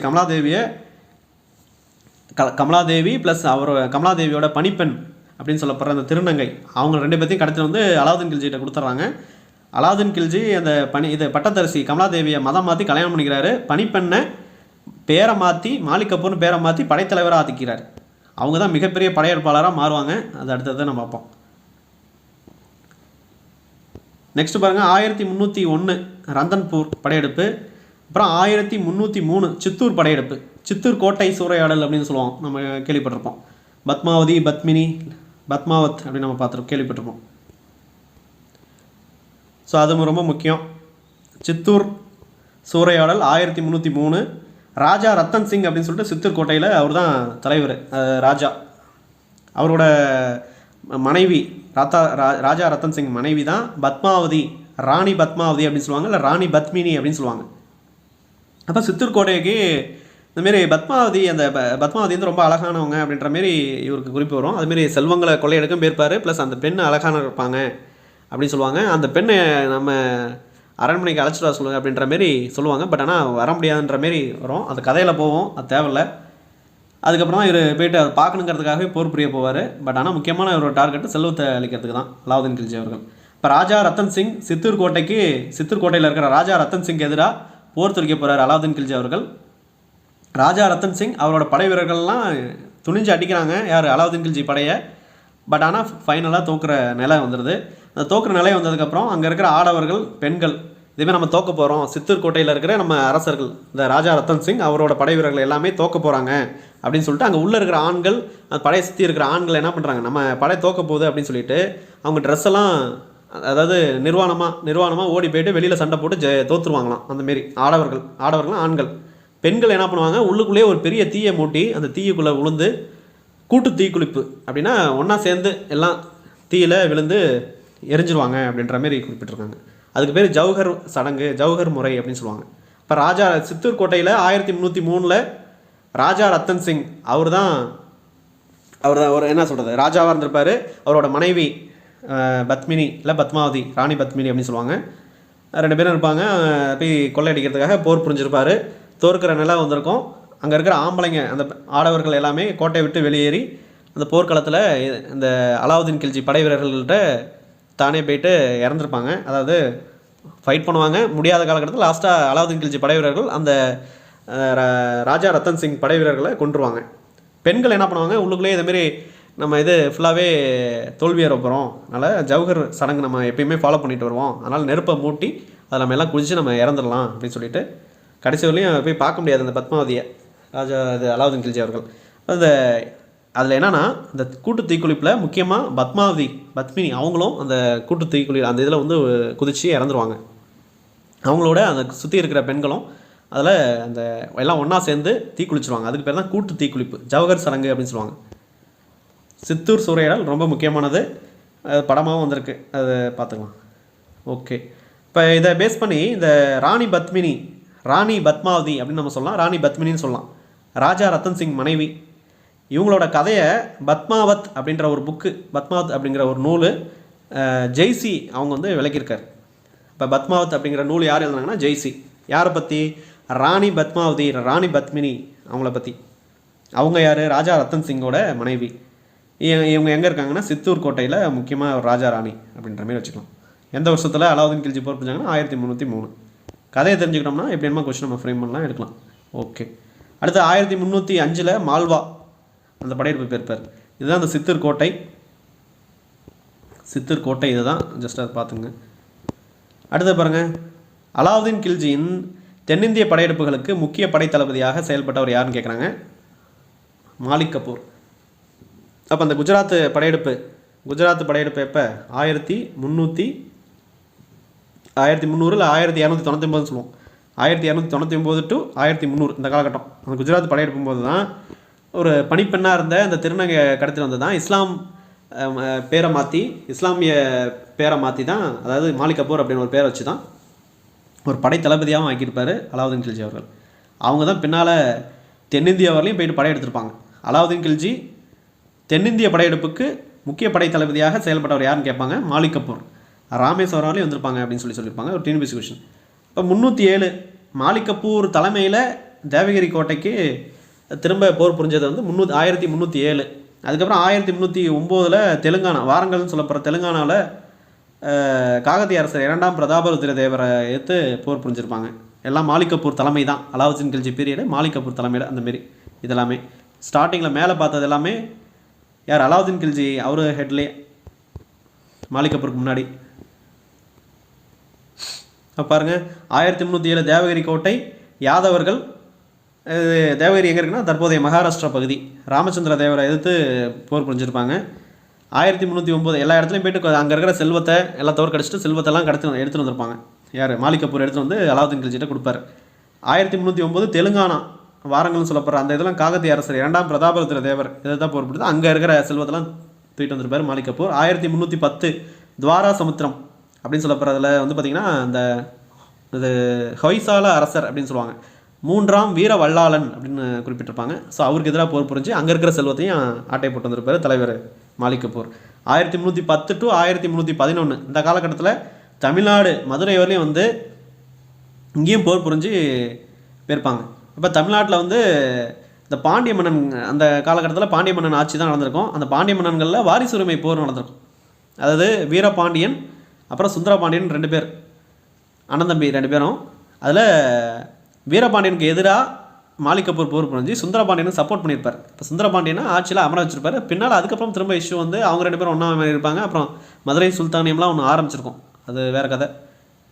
அப்போ 1310 to 1311 அந்த காலகட்டத்தில் தமிழ்நாடு மதுரை வரலையும் மாலிக் கபூர், அது தென்னிந்திய படையெடுப்பு அப்படின்னு சொல்லப்படுற அந்த மாலிக் கபூர் அவர் தலைமையில் அலாவுதீன் கில்ஜி பீரியடில் வராங்க. வரும்போது அந்த காலகட்டத்தில் மதுரையில் பாண்டிய மன்னன் அவங்க பாண்டிய மன்னன் இறந்துருவார். அவரோட வாரிசு வீரபாண்டியன் சுந்தரபாண்டியன் 2 பேர் இருப்பாங்க. அவங்க 2 பேத்துக்குள்ள ஃபைட் வரும், நீ அரசனா நான் அரசனா யார் இது பண்ணணுன்ட்டு. அதில் வந்து சுந்தரபாண்டியனுக்கு சப்போர்ட் பண்ணி சுந்தரபாண்டியனை ஆட்சியாளராக நியமிப்பார் மாலிக் கபூர் அப்படின்ற ஒரு ஹிஸ்ட்ரி இருக்குது, வரலாறு இருக்குது. அப்போ வீரபாண்டியனுக்கு எதிராக போரும் துரிஞ்சு சுந்தரபாண்டியனுக்கு சப்போர்ட் பண்ணி சுந்தரபாண்டியனை மன்னனாக ஆக்கியிருப்பார் மாலிக் கபூர். அதுமாரி அவர் வரும்போது மழை பயங்கர மழை பெஞ்சிருக்கும். நம்ம பயங்கர மழை காணாமல் அவர் தொடர்ந்து முன்னேறி பல இடங்கள்லாம் போக முடியாத சூழ்நிலை இருந்திருக்கும்.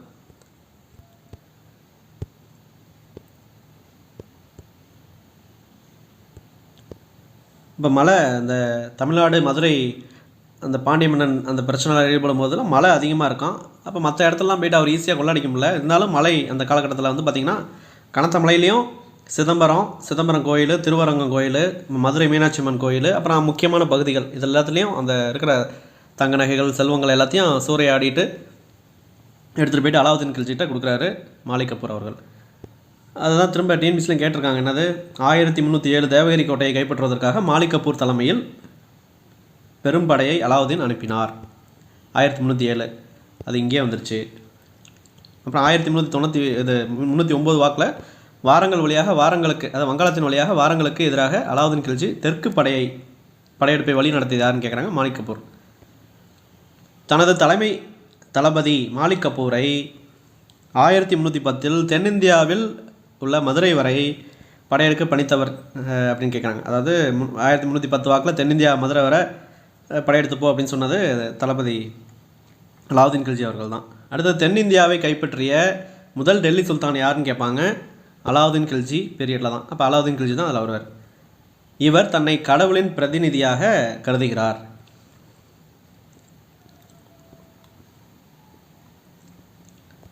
அப்போ இது தென்னிந்தியாவிலையும் இடத்தெல்லாம் பிடிச்சிட்டாரு. அப்போ பெரிய ஒரு கிட்டத்தட்ட ஒரு சில பகுதி தான் இல்லை, மற்றபடி இந்தியா ஃபுல்லாகவே இவர் கண்ட்ரோலில் வருது. அப்படிங்கும்போது பரந்த நிலப்பரப்புகளை வென்றதை தொடர்ந்து அரசை நிலைப்படுத்தும் நோக்கில் விரிவான சீர்திருத்தங்கள் மேற்கொள்ளப்பட்டன. யார், அலாவுதீன் கில்ஜி பீரியடில். இப்போ நிர்வாக சீர்திருத்தங்கள் பண்ணுறாங்க. என்னது, அரசு அலுவலர்களிடம் ஊழல் தடுப்பு, அதாவது ஊழல்லாம் தடுக்கிறார். அரசு அலுவலகர், முக்கிய பிரபுக்கள், அந்த அரசு பதவியில் இருக்கிறவங்கக்கிட்ட ஊழல்லாம் இல்லாமல் தடுக்கிறாரு.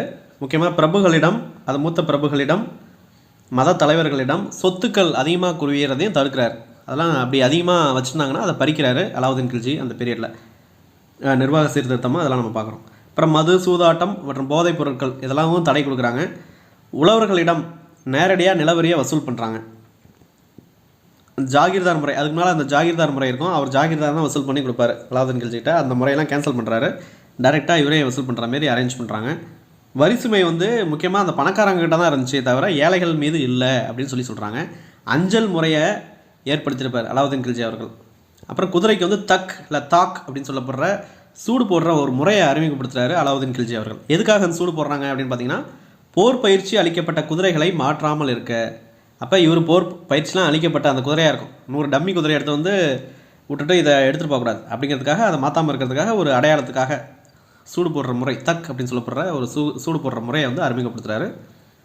அப்புறம் இவர் அலாவுதீன் நிர்ணயித்த முதல் தர குதிரையின் விலை 100 to 120 டங்கா அப்படின்னு சொல்கிறாங்க. அப்போ இது டிஎன்பிஎஸ்சியில் கேட்ட கொஸ்டின் தெளிவாக அதை பார்த்துக்கணும். அவர் குதிரையோட விலை வந்து பார்த்திங்கன்னா 100 to 120 டங்கா அப்படின்னு சொல்லிட்டு. ஒற்றர்கள் நியமனம் பண்ணுறாரு. சந்தை சீர்திருத்தங்கள் இதெல்லாம் வந்து நிர்வாக சீர்திருத்தம். அப்புறம் சந்தை சீர்திருத்தம். சந்தை சீர்திருத்தத்தில் படை வீரர்களுக்கு கொள்ளையில் பங்கு தராமல் பணமாக ஊதியம் வழங்கிய முதல் சுல்தான் அலாவுதீன் கில்ஜி. அப்போ இந்த கொள்ளையில் அந்த பங்கு தராமல் நிலத்தை கொடுக்காம டைரெக்டாக இந்த பணம் வச்சுக்க, இது உனக்கு வேலை சரியா இந்த பணம் வச்சுக்க அப்படின்னு சொல்லிட்டு பணமாக ஊதியம் வழங்கிய முதல் சுல்தான் யாருன்னு கேட்டாங்கன்னா அலாவுதீன் கில்ஜி அவர்கள். ஒற்றர்கள் மூலம் கள்ள சந்தை, பதுக்கல், விலையேற்றம், எடை குறைவு இதெல்லாத்தையும் கண்டுபிடிச்சி அதில் ஏதாவது இருந்துச்சு அப்படின்னா, தப்பு பண்ணாங்க அப்படின்னா அதுக்கு தகுந்த கடுமையான தண்டனை கொடுத்துருக்காரு அலாவுதீன் கில்ஜி அவர்கள். இப்போ கள்ள சந்தை இருக்கக்கூடாது, யாரும் ஒரு வணிக பொருட்கள்லாம் பதுக்கக்கூடாது, விலை ஏற்றம் இருக்கக்கூடாது, இறக்கம் இருக்கலாம் ஆனால் ஏற்றம் தான் இருக்கக்கூடாது, எடை குறைவு இருக்கக்கூடாது, சமமாக கொடுக்கணும். இப்போ அந்த வணிகர்கள்லாம் வந்து எடை குறைவாக ஏதாவது ஒரு பொருட்களை கொடுக்கும்போது எவ்வளோ எடை குறையுதோ அந்த எடைக்கு ஈக்குவலாக அவரோட சதை, அந்த யார் கொடுக்குறாங்களோ அவங்களோட சதையை அறுத்து அவங்க கண்ணு முன்னாடியே தூக்கி வீசுவாராம். அந்தமாரி அந்த ஸ்ட்ரிக்டாக ஃபாலோ பண்ணாங்க இவங்க ஒரு பீரியடில் அப்படின்ற மாதிரி சொல்லப்படுது. இப்போ கடுமையான தண்டனைகள் ஸ்கூல் புக்லேயே கொடுத்துருப்பாங்க. இப்போ எடை போடும்போது இப்போ 2 கிலோ இருக்குது, 2 கிலோவுக்கு வெங்காயம் வாங்குகிறோம். இதனால் இதை வெங்காயம் விற்கிறவர் இருக்கார், இங்கே வாங்குறவங்க இருக்காங்க. ஒற்றர்கள் மூலிமா அவர் மானிட்டர் பண்ணுவார் அலாவுதீன் கில்ஜி அவர்கள். இந்த 2 கிலோவுக்கு ஒரு 150 கிராம் கம்மியாக இருக்குன்னு வச்சுங்க, ஏமாத்துறாங்க. 1850 கிராம் தான் இருக்குது, 1.25 கிலோ தான் இருக்குது, ஒரு 1/4 கிலோ கம்மியாகுதுன்னு வச்சுங்க. 1750 கிராம் தான் இருக்குது, 1/4 கிலோ கம்மியாக இருக்குது 2 கிலோவுக்கு.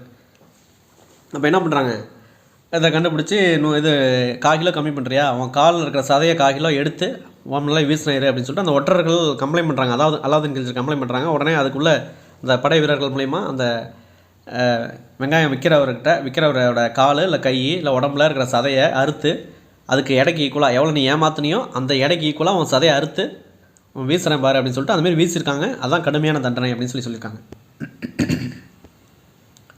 இப்போ விலைவாசியை கட்டுப்படுத்தும் அங்காடிகளை ஏற்படுத்தியிருக்காரு.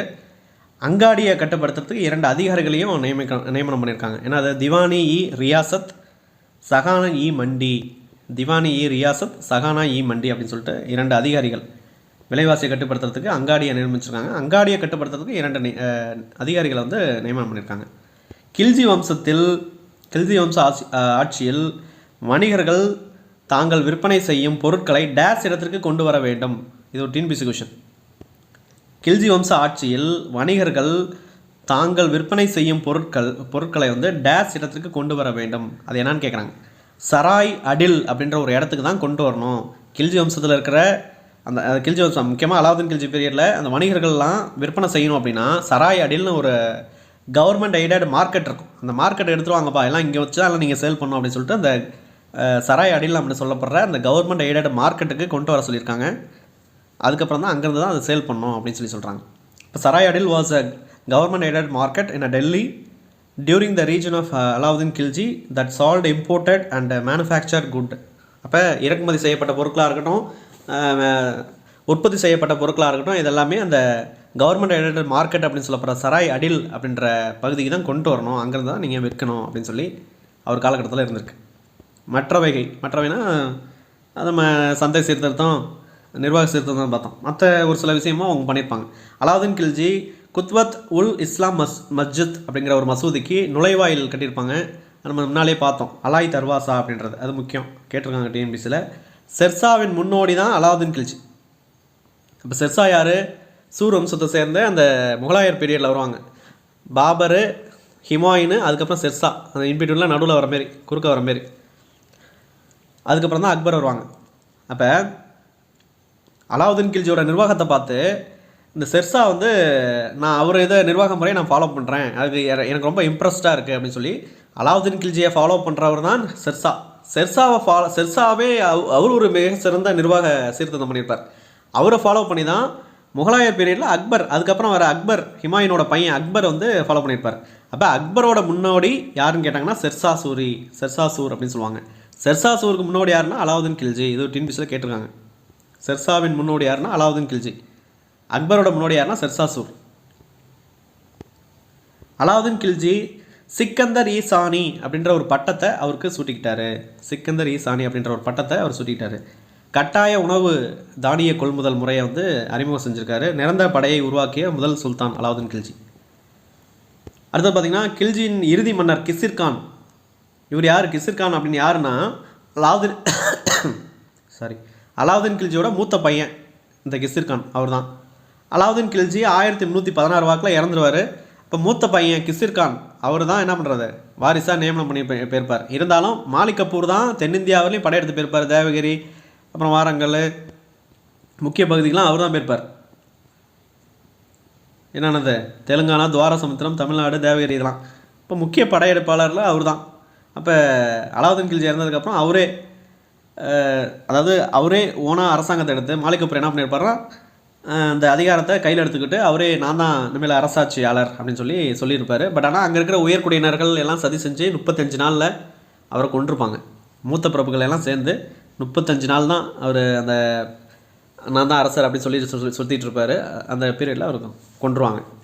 தூங்கும்போது கொண்டதாக கதைகளில் அந்த வரலாற்று குறிப்புகள் இருக்குது. அதுக்கப்புறம் மங்கோலியருக்கு எதிரான படையெடுப்பில் பங்கேற்ற திறமசாலியான காசி மாலிக் அப்படின்னு சொல்லப்படுற கியாசுதீன் துக்ளக் 1320 வாக்கில் அவர் துக்ளக் வம்சத்தை நிறுவுவார். காசி மாலிக் அப்படின்னு சொல்லப்படுறது யார்? இதன் பின்னர் யார்? கிசிர்கான் தான் கில்ஜி மரபில் இறுதி மன்னர். கிசிர்கான் யார்? அலாவுதீன் கில்ஜியோட மூத்த பையன். அவர் மன்னராக இருக்கும்போது நீ சின்ன பையன் அவனுக்குலாம் ஒன்றும் தெரியாதுன்னு சொல்லிட்டு அந்த மாலிக் கபூர் தான் மிகப்பெரிய படையெடுப்பாளர் நமக்கு தெரியும். ஒரு திருநங்கை குஜராத்லேருந்து பணிப்பெண்ணாக வந்தவங்க தான் அவன் முஸ்லீமாக மாற்றி இது பண்ணவங்க. இப்போ அவங்கள அவராகவே ஓனாகவே நான் தான் அரசாங்கத்துக்கு அதிகாரத்தை எடுத்துக்க போகிறேன் அப்படின்னு சொல்லிட்டு எடுத்துகிட்டு இருப்பார். 35 நாளில் அந்த மூத்த பிரபுக்கள்லாம் எல்லாம் சேர்ந்து அந்த தூங்கும்போது கொண்டுருவாங்க அந்த மாலிக் கபூரை. அதுக்கப்புறம் அந்த மங்கோலியருக்கு எதிராக சண்டை போட்ட மிக திறமசாலியான ஒரு படைவீரர் யாருன்னா காசி மாலிக் அப்படின்றவர். அவர் பேர் வந்து கியாசுதீன் துக்ளக். அவர் தான் என்ன பண்ணுறாரு, துக்ளக் அப்படிங்கிற வம்சத்தை நிறுவுவார். அலாவுதீன் கில்ஜியோட வாரிசுகள் வந்து இந்த காலவரிசைப்படுத்துகளை கொடுத்துருப்பாங்க. ஏன்னா அது அலாவுதீன் கில்ஜிக்கு அப்புறம் குத்புத்தீன் முபாரக் ஷா, அப்புறம் நசுருதீன் குஸ்ரு ஷா அப்படின்னு சொல்லிட்டு 2 பேர் வந்திருப்பாங்க. இந்த காலவரிசைப்படுத்த சொல்லியிருப்பாங்க. அவருடைய இயர் மட்டும் முக்கியம். 1316 to 1320, 1320 இது இந்த 1320 தான் இந்த நசுருதீன் குஸ்ரு ஷா. அதுக்கப்புறம் தான் அந்த காசி மாலிக் அப்படின்னு சொல்லப்படுறவர் துக்ளக் வம்சம், கியாசுதீன் துக்ளக் அப்படின்னு சொல்லிட்டு துக்ளக் வம்சத்தை நிறுவியிருப்பார்.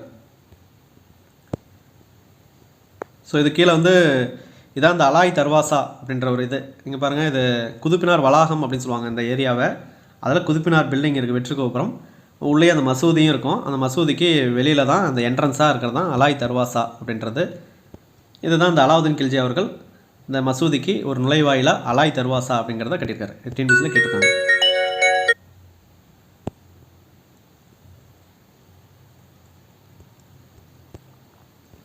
இது ஜஸ்ட் இப்போ ஒரு ரீகால் பண்ணிடலாம்.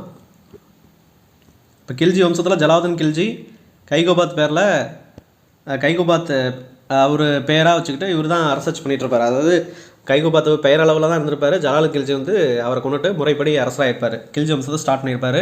இப்போ கில்ஜி வம்சத்தை தோற்றுவித்தவர் ஜலாலுதீன் கில்ஜி. 70 வயசு அந்த டைமில் அவருக்கு இருக்கும். ரத்தம் சிந்தாத ஆட்சி, ஒரு அமைதியான ஆட்சி விரும்பியிருப்பார். அதனால் கருணை உள்ளம் கொண்ட ஜலாலுதீன் கில்ஜி அப்படின்னு சொல்லியிருப்பாங்க. இவரை மங்கோலியர் கூட்டத்தை வந்து வயசான காலகட்டத்திலையும் எதிர்த்து போரிட்டு வெற்றிகரமாக அதை தடுத்து நிறுத்தியிருப்பார். இவரோட மருமவன் இல்லை உடன் பிறந்தோட பையன் அப்படின்னு சொல்லப்படுற அலாவுதீன் கில்ஜி அவர்களை காராவோட ஆளுநராக நியமிச்சிருப்பார். அப்புறம் முக்கியமான படைகளுக்கெல்லாம் ஒரு தலைமையேற்று அனுப்பியிருப்பார். அது முக்கியமாக அப்படி அனுப்பின ஒரு படை தான் இந்த தேவகிரி படையெடுப்பில் யாதவ அரசர் ராமச்சந்திரனை தோற்கடிச்சிட்டு வா அப்படின்னு சொல்லி அனுப்பியிருப்பார். அதை தோற்கடிச்சிட்டு வரும்போது தான் நிறைய செல்வத்தை எடுத்துகிட்டு வந்து இவரையே ஜலாலுதீன் கில்ஜி அனுப்பினவரையே கொண்டுருவார் அலாவுதீன் கில்ஜி. அதுக்கப்புறம் அலாவுதீன் கில்ஜி வருவாங்க. இவரோட புகழ் தான் டெல்லி உச்சி அடைஞ்சிருக்கும் அப்படின்னு சொல்லியிருப்பாங்க. மங்கோலியர் படையெடுப்பு இவர் காலகட்டத்தில் 1298, 1305, 1307 to 8 3 காலகட்டத்தில் வரும். அதில் முக்கியமாக மங்கோலியருக்கு எதிராக போர் புரியறதுக்காக ஜாஃபர் கான், உலுக்கான் அப்படின்ற படைத்தளபதிகள்லாம் நியமனம் பண்ணியிருப்பார். ஜாஃபர் கான் வலது கைசாரியாகவும் அது வலதுசாரி தலைவர் அப்படின்ற மாதிரி சொல்லுவாங்க. உலுக்கான் வந்து இடதுசாரி தலைவர் அப்படின்ற மாதிரிலாம் குறிப்பிட்டிருப்பாங்க. அதை ஃபாலோ பண்ணிக்கணும். அலாவுதீன் கில்ஜி முக்கிய படையெடுப்பு வந்து பார்த்திங்கன்னா 1296 அவராகவே ஓனாவே படையெடுத்து போயிருப்பார் தேவகிரிக்கு. அதுக்கப்புறம் மாலிக் கபூர் தலைமையில் 1307 அப்புறம் 1314 காலகட்டத்திலாம் போயிருப்பாங்க. அப்புறம் அலாவுதீன் கில்ஜி பீரியடில் படையெடுத்த முக்கிய படையெடுப்பு இது. மாலிக் கபூர் இல்லாமல் அலாவுதீன் கில்ஜி பீரியடில் மாலிக் கபூர் குஜராத்தில் தான் 1299 to 300 அந்த காலகட்டத்தில் குஜராத்தில் இருக்கிற ஒரு அதை பட்டத்து அரசியோட பணிப்பெண்ணாக இருக்கிற திருநங்கையை எடுத்துகிட்டு வந்து தான் பேரை மாற்றி மாலிக் கபூர்னு பேரை வந்து படைத்தலைவராக உருவாக்கியிருப்பாங்க. 1301 ராதம்பூர், அப்புறம் 1303 சித்தூர், 1305 மால்வா. நெக்ஸ்ட்டு தென்னிந்திய படையெடுப்புக்கு முக்கியமாக மாலிக் கபூரை தலைமை எடுத்து அனுப்பியிருப்பார். அதில் 1307 தேவகிரி கோட்டை, 1309 தெலுங்கானா வாரங்கள் சேர்ந்த தெலுங்கானா காகதிய அரசர் 2ஆம் பிரதாபருத்ர தேவன் அவங்களுக்கு எதிராக போர் புரிஞ்சு செல்வங்கள்லாம் அடிச்சிருப்பாங்க. 1310 துவார சமுத்திரம் கொய்சால அரசர் 3ஆம் வீர வல்லாளன் 1310 to 11 அந்த காலகட்டத்தில் தமிழ்நாடு மதுரை வரையும் போய் வீரபாண்டியனுக்கு எதிராக சுந்தரபாண்டியனுக்கு சப்போர்ட் பண்ணி அங்கே இருக்கிற சிதம்பரம், திருவரங்கம், மதுரை அந்த கோயில்களில் இருக்கிற செல்வங்கள்லாம் எடுத்து வந்திருப்பார். யானை, குதிரை இந்தமாரி அதில் வச்சு தான் தூக்கிட்டு வந்திருப்பாங்க. அந்தமாரி அவ்வளோ செல்வங்கள் இருக்கும். 1307 தேவகிரி கோட்டையை இவர் தலைமையில் போனது. இதெல்லாம் டிஎன்பிஎஸ்சியில் கேட்டது. தென்னிந்தியாவுக்கு அவர் தலைமையில் போயிருப்பாங்க. தென்னிந்தியாவை கைப்பற்றிய முதல் டெல்லி சுல்தான் யாருன்னா அலாவுதீன் கில்ஜி, கடவுளோட பிரதிநிதி அப்படின்னு இவரை சொல்லப்படுது. இவரோட நிர்வாக சீர்திருத்தம் ஊழலை தடுத்திருக்காரு. பிரபுக்கள் மற்றும் மத தலைவர்கள சொத்துக்கள் அதிகமாக இருந்துச்சுன்னா அதை பிடுங்கியிருக்காரு. மது, சூதாட்டம், போதைப் பொருட்கள்லாம் தடை பண்ணியிருக்காரு. உழவர்கள்கிட்ட நேரடியாக நிலவரி வசூல் பண்ணியிருக்காரு. ஜாகிர்தார் முறையை வந்து கேன்சல் பண்ணியிருக்காங்க. வரிசுமை பணக்காரங்கிட்ட தான் இருந்துச்சே தவிர ஏழைகள்கிட்ட இல்லை. அஞ்சல் துறை ஏற்படுத்தியிருக்காரு. குதிரைக்கு தக் அப்படிங்கிற ஒரு சூடுபோடும் முறை அறிமுகப்படுத்தி அவர் போர் பயிற்சி அளிக்கப்பட்ட அந்த குதிரையை வந்து வேறு யாரும் கடத்திட்டு போகாமல் இருக்கிறதுக்காக தடுத்திருக்காங்க. ஒற்றர்கள் நியமனம் பண்ணி கள்ள சந்தை, அந்த எடை குறைவு இதெல்லாம் கண்டுபிடிச்சி அவங்களுக்கு தகுந்த பதிலடி கொடுத்துருக்காங்க சந்தை சீர்திருத்தத்தில். இப்போ படை வீரர்களுக்கு கொள்ளையில் பங்கு தராமல் பணமாக ஊதியம் வழங்கிய முதல் சுல்தான் யாருன்னு கேட்டாங்கன்னா அலாவுதீன். ஒற்றர்கள் மூலம் கள்ள சந்தை, பதுக்கல், விலை ஏற்றம், எடை குறைவு இதெல்லாம் கண்டுபிடிச்சி கடுமையான தண்டனை கொடுத்துருக்காங்க. அங்காடிகளை ஏற்படுத்தி அதுக்கு 2 அதிகாரியும் நியமிச்சிருக்காங்க. திவானி இ ரியாசத், சஹானா இ மண்டி அப்படின்னு சொல்லிட்டு. அப்போ கில்ஜி வம்சம் அந்த பீரியடில் அலாவுதீன் கில்ஜி அந்த காலகட்டத்தில் ஒரு மார்க்கெட் இருக்கும், சராய் அடில் அப்படின்னு சொல்லப்படுற மார்க்கெட். அந்த இடத்துல தான் உற்பத்தி பண்ண அந்த பொருட்களாக இருக்கட்டும், இல்லை இறக்குமதி பண்ண பொருட்களை எல்லாமே அங்கே வந்து தான் விற்கணும் அப்படின்னு சொல்லியிருப்பாங்க. இது ஒரு டிஎன்பிஎஸ்சியில் கேட்டிருக்காங்க. கில்ஜி வம்ச ஆட்சியில் வணிகர்கள் தாங்கள் விற்பனை செய்யும் பொருட்களை டேஸ் இடத்துக்கு கொண்டு வர வேண்டும் அப்படின்னு சொல்லிட்டு. என்ன இடம்னா சராய் அடில் அப்படின்ற இடம். இங்கிலீஷில் இங்கே இருக்குது. டிஎன்பிஎஸ்சியில் ரீசெண்டாக கேட்ட கொஸ்டின். அப்புறம் இந்த மசூதி குத்பத் உல் இஸ்லாம் மசூதி, அந்த மசூதிக்கு வந்து அலாய் தர்வாசா அப்படின்னு ஒரு நுழைவால் கட்டியிருப்பார். இந்த அலாவுதீன் கில்ஜி தான் முகலாயர் பீரியடில் வர அந்த இன்பிட்வீனில் வர ஷெர்ஷா அவருக்கு முன்னோடியாக இருந்திருப்பார். இப்போ ஷெர்ஷா இது அக்பருக்கு முன்னாடி இந்த ஷெர்ஷாவாக இருந்திருப்பாங்க. அப்போ அக்பருக்கு முன்னாடி ஷெர்ஷாவோட முன்னாடி அலாவுதீன் கில்ஜி. அலாவுதீன் கில்ஜி சிக்கந்தர் இ சானி அப்படின்ற ஒரு பட்டம். அடுத்தது பார்த்திங்கன்னா இவரோட மூத்த பையன் கிசிர் கானு, அவர் வந்து அலாவுதீன் கில்ஜி அதுக்கப்புறம் அவரோட வாரிசாக நியமனம் பண்ணியிருப்பார். பட் ஆனால் மாலிக் கபூர் வந்து அவரே ஓனாக நான் தான் இருக்க போகிறேன் அப்படின்னு சொல்லிட்டு ஓனாக அறிவித்து 35 நாள் வரலையும் ஆட்சி புரிவார். 35வது நாளில் மூத்த பிறகுலாம் எல்லாம் சேர்ந்து சதி செஞ்சு தூங்கும்போது அவரை போட்டு தள்ளிடுவாங்க. அதுக்கப்புறம் மங்கோலியர் படையெடுப்பில் ஒரு திறமையாக பணியாற்றிய காசி மாலிக் அப்படின்ற ஒரு படையெடுப்பாளர் தான் படைத்தளபதினு சொல்லலாம். அவர் தான் கியாசுதீன் துக்ளக் அப்படின்றவர் 1320 காலகட்டத்தில் துக்ளக்குங்கிற வம்சத்தை நிறுவியிருக்கார். இதுதான் அந்த அலாய் தர்வாசா அப்படிங்கிற ஒரு நுழைவாயில் பார்த்துக்கணும். கில்ஜி வம்சம் முடிஞ்சிருச்சு. இப்போ துக்ளக் வம்சம் பார்க்குறதுக்கு முன்னாடி வீடியோ ரொம்ப லென்த்தாக போகிறதுனால இதை நம்ம இப்படியே ஸ்டாப் பண்ணிடுவோம்.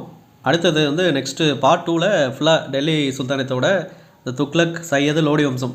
துக்ளக் வம்சம் முடிச்சிட்டோம் அப்படின்னா சையது, லோடி வம்சம் ஒரு 5 மினிட்ஸில் முடிச்சிடலாம். அடுத்த நிர்வாகத்தில் முக்கியமான பாயிண்ட் நம்ம பார்த்துட்டோம் அப்படின்னா ப்ரீவியஸ் இயர் கொஷின் அந்த 72 கொஷின்ஸை டீட்டெயிலாக அதையும் நம்ம பார்த்துருவோம். அடுத்த பார்ட்டில் முடிஞ்சிடும். ஸோ ரொம்ப லென்த்தாக இருந்தாலும் உங்களுக்கும் போர் அடிக்கும். ஸோ அதனால் இந்த பார்ட் நம்ம கம்ப்ளீட் பண்ணிடலாம். ஸோ வீடியோ ஃபாலோ பண்ணிக்கோங்க. ஃபுல்லாக இதை கம்ப்ளீட் பண்ணிட்டீங்க அப்படின்னா அடுத்த பார்ட்டு உங்களுக்கு ஈஸியாக தெளிவாக புரியும். ஸோ தேங்க்ஸ் ஃபார் வாட்சிங். தேங்க்யூ.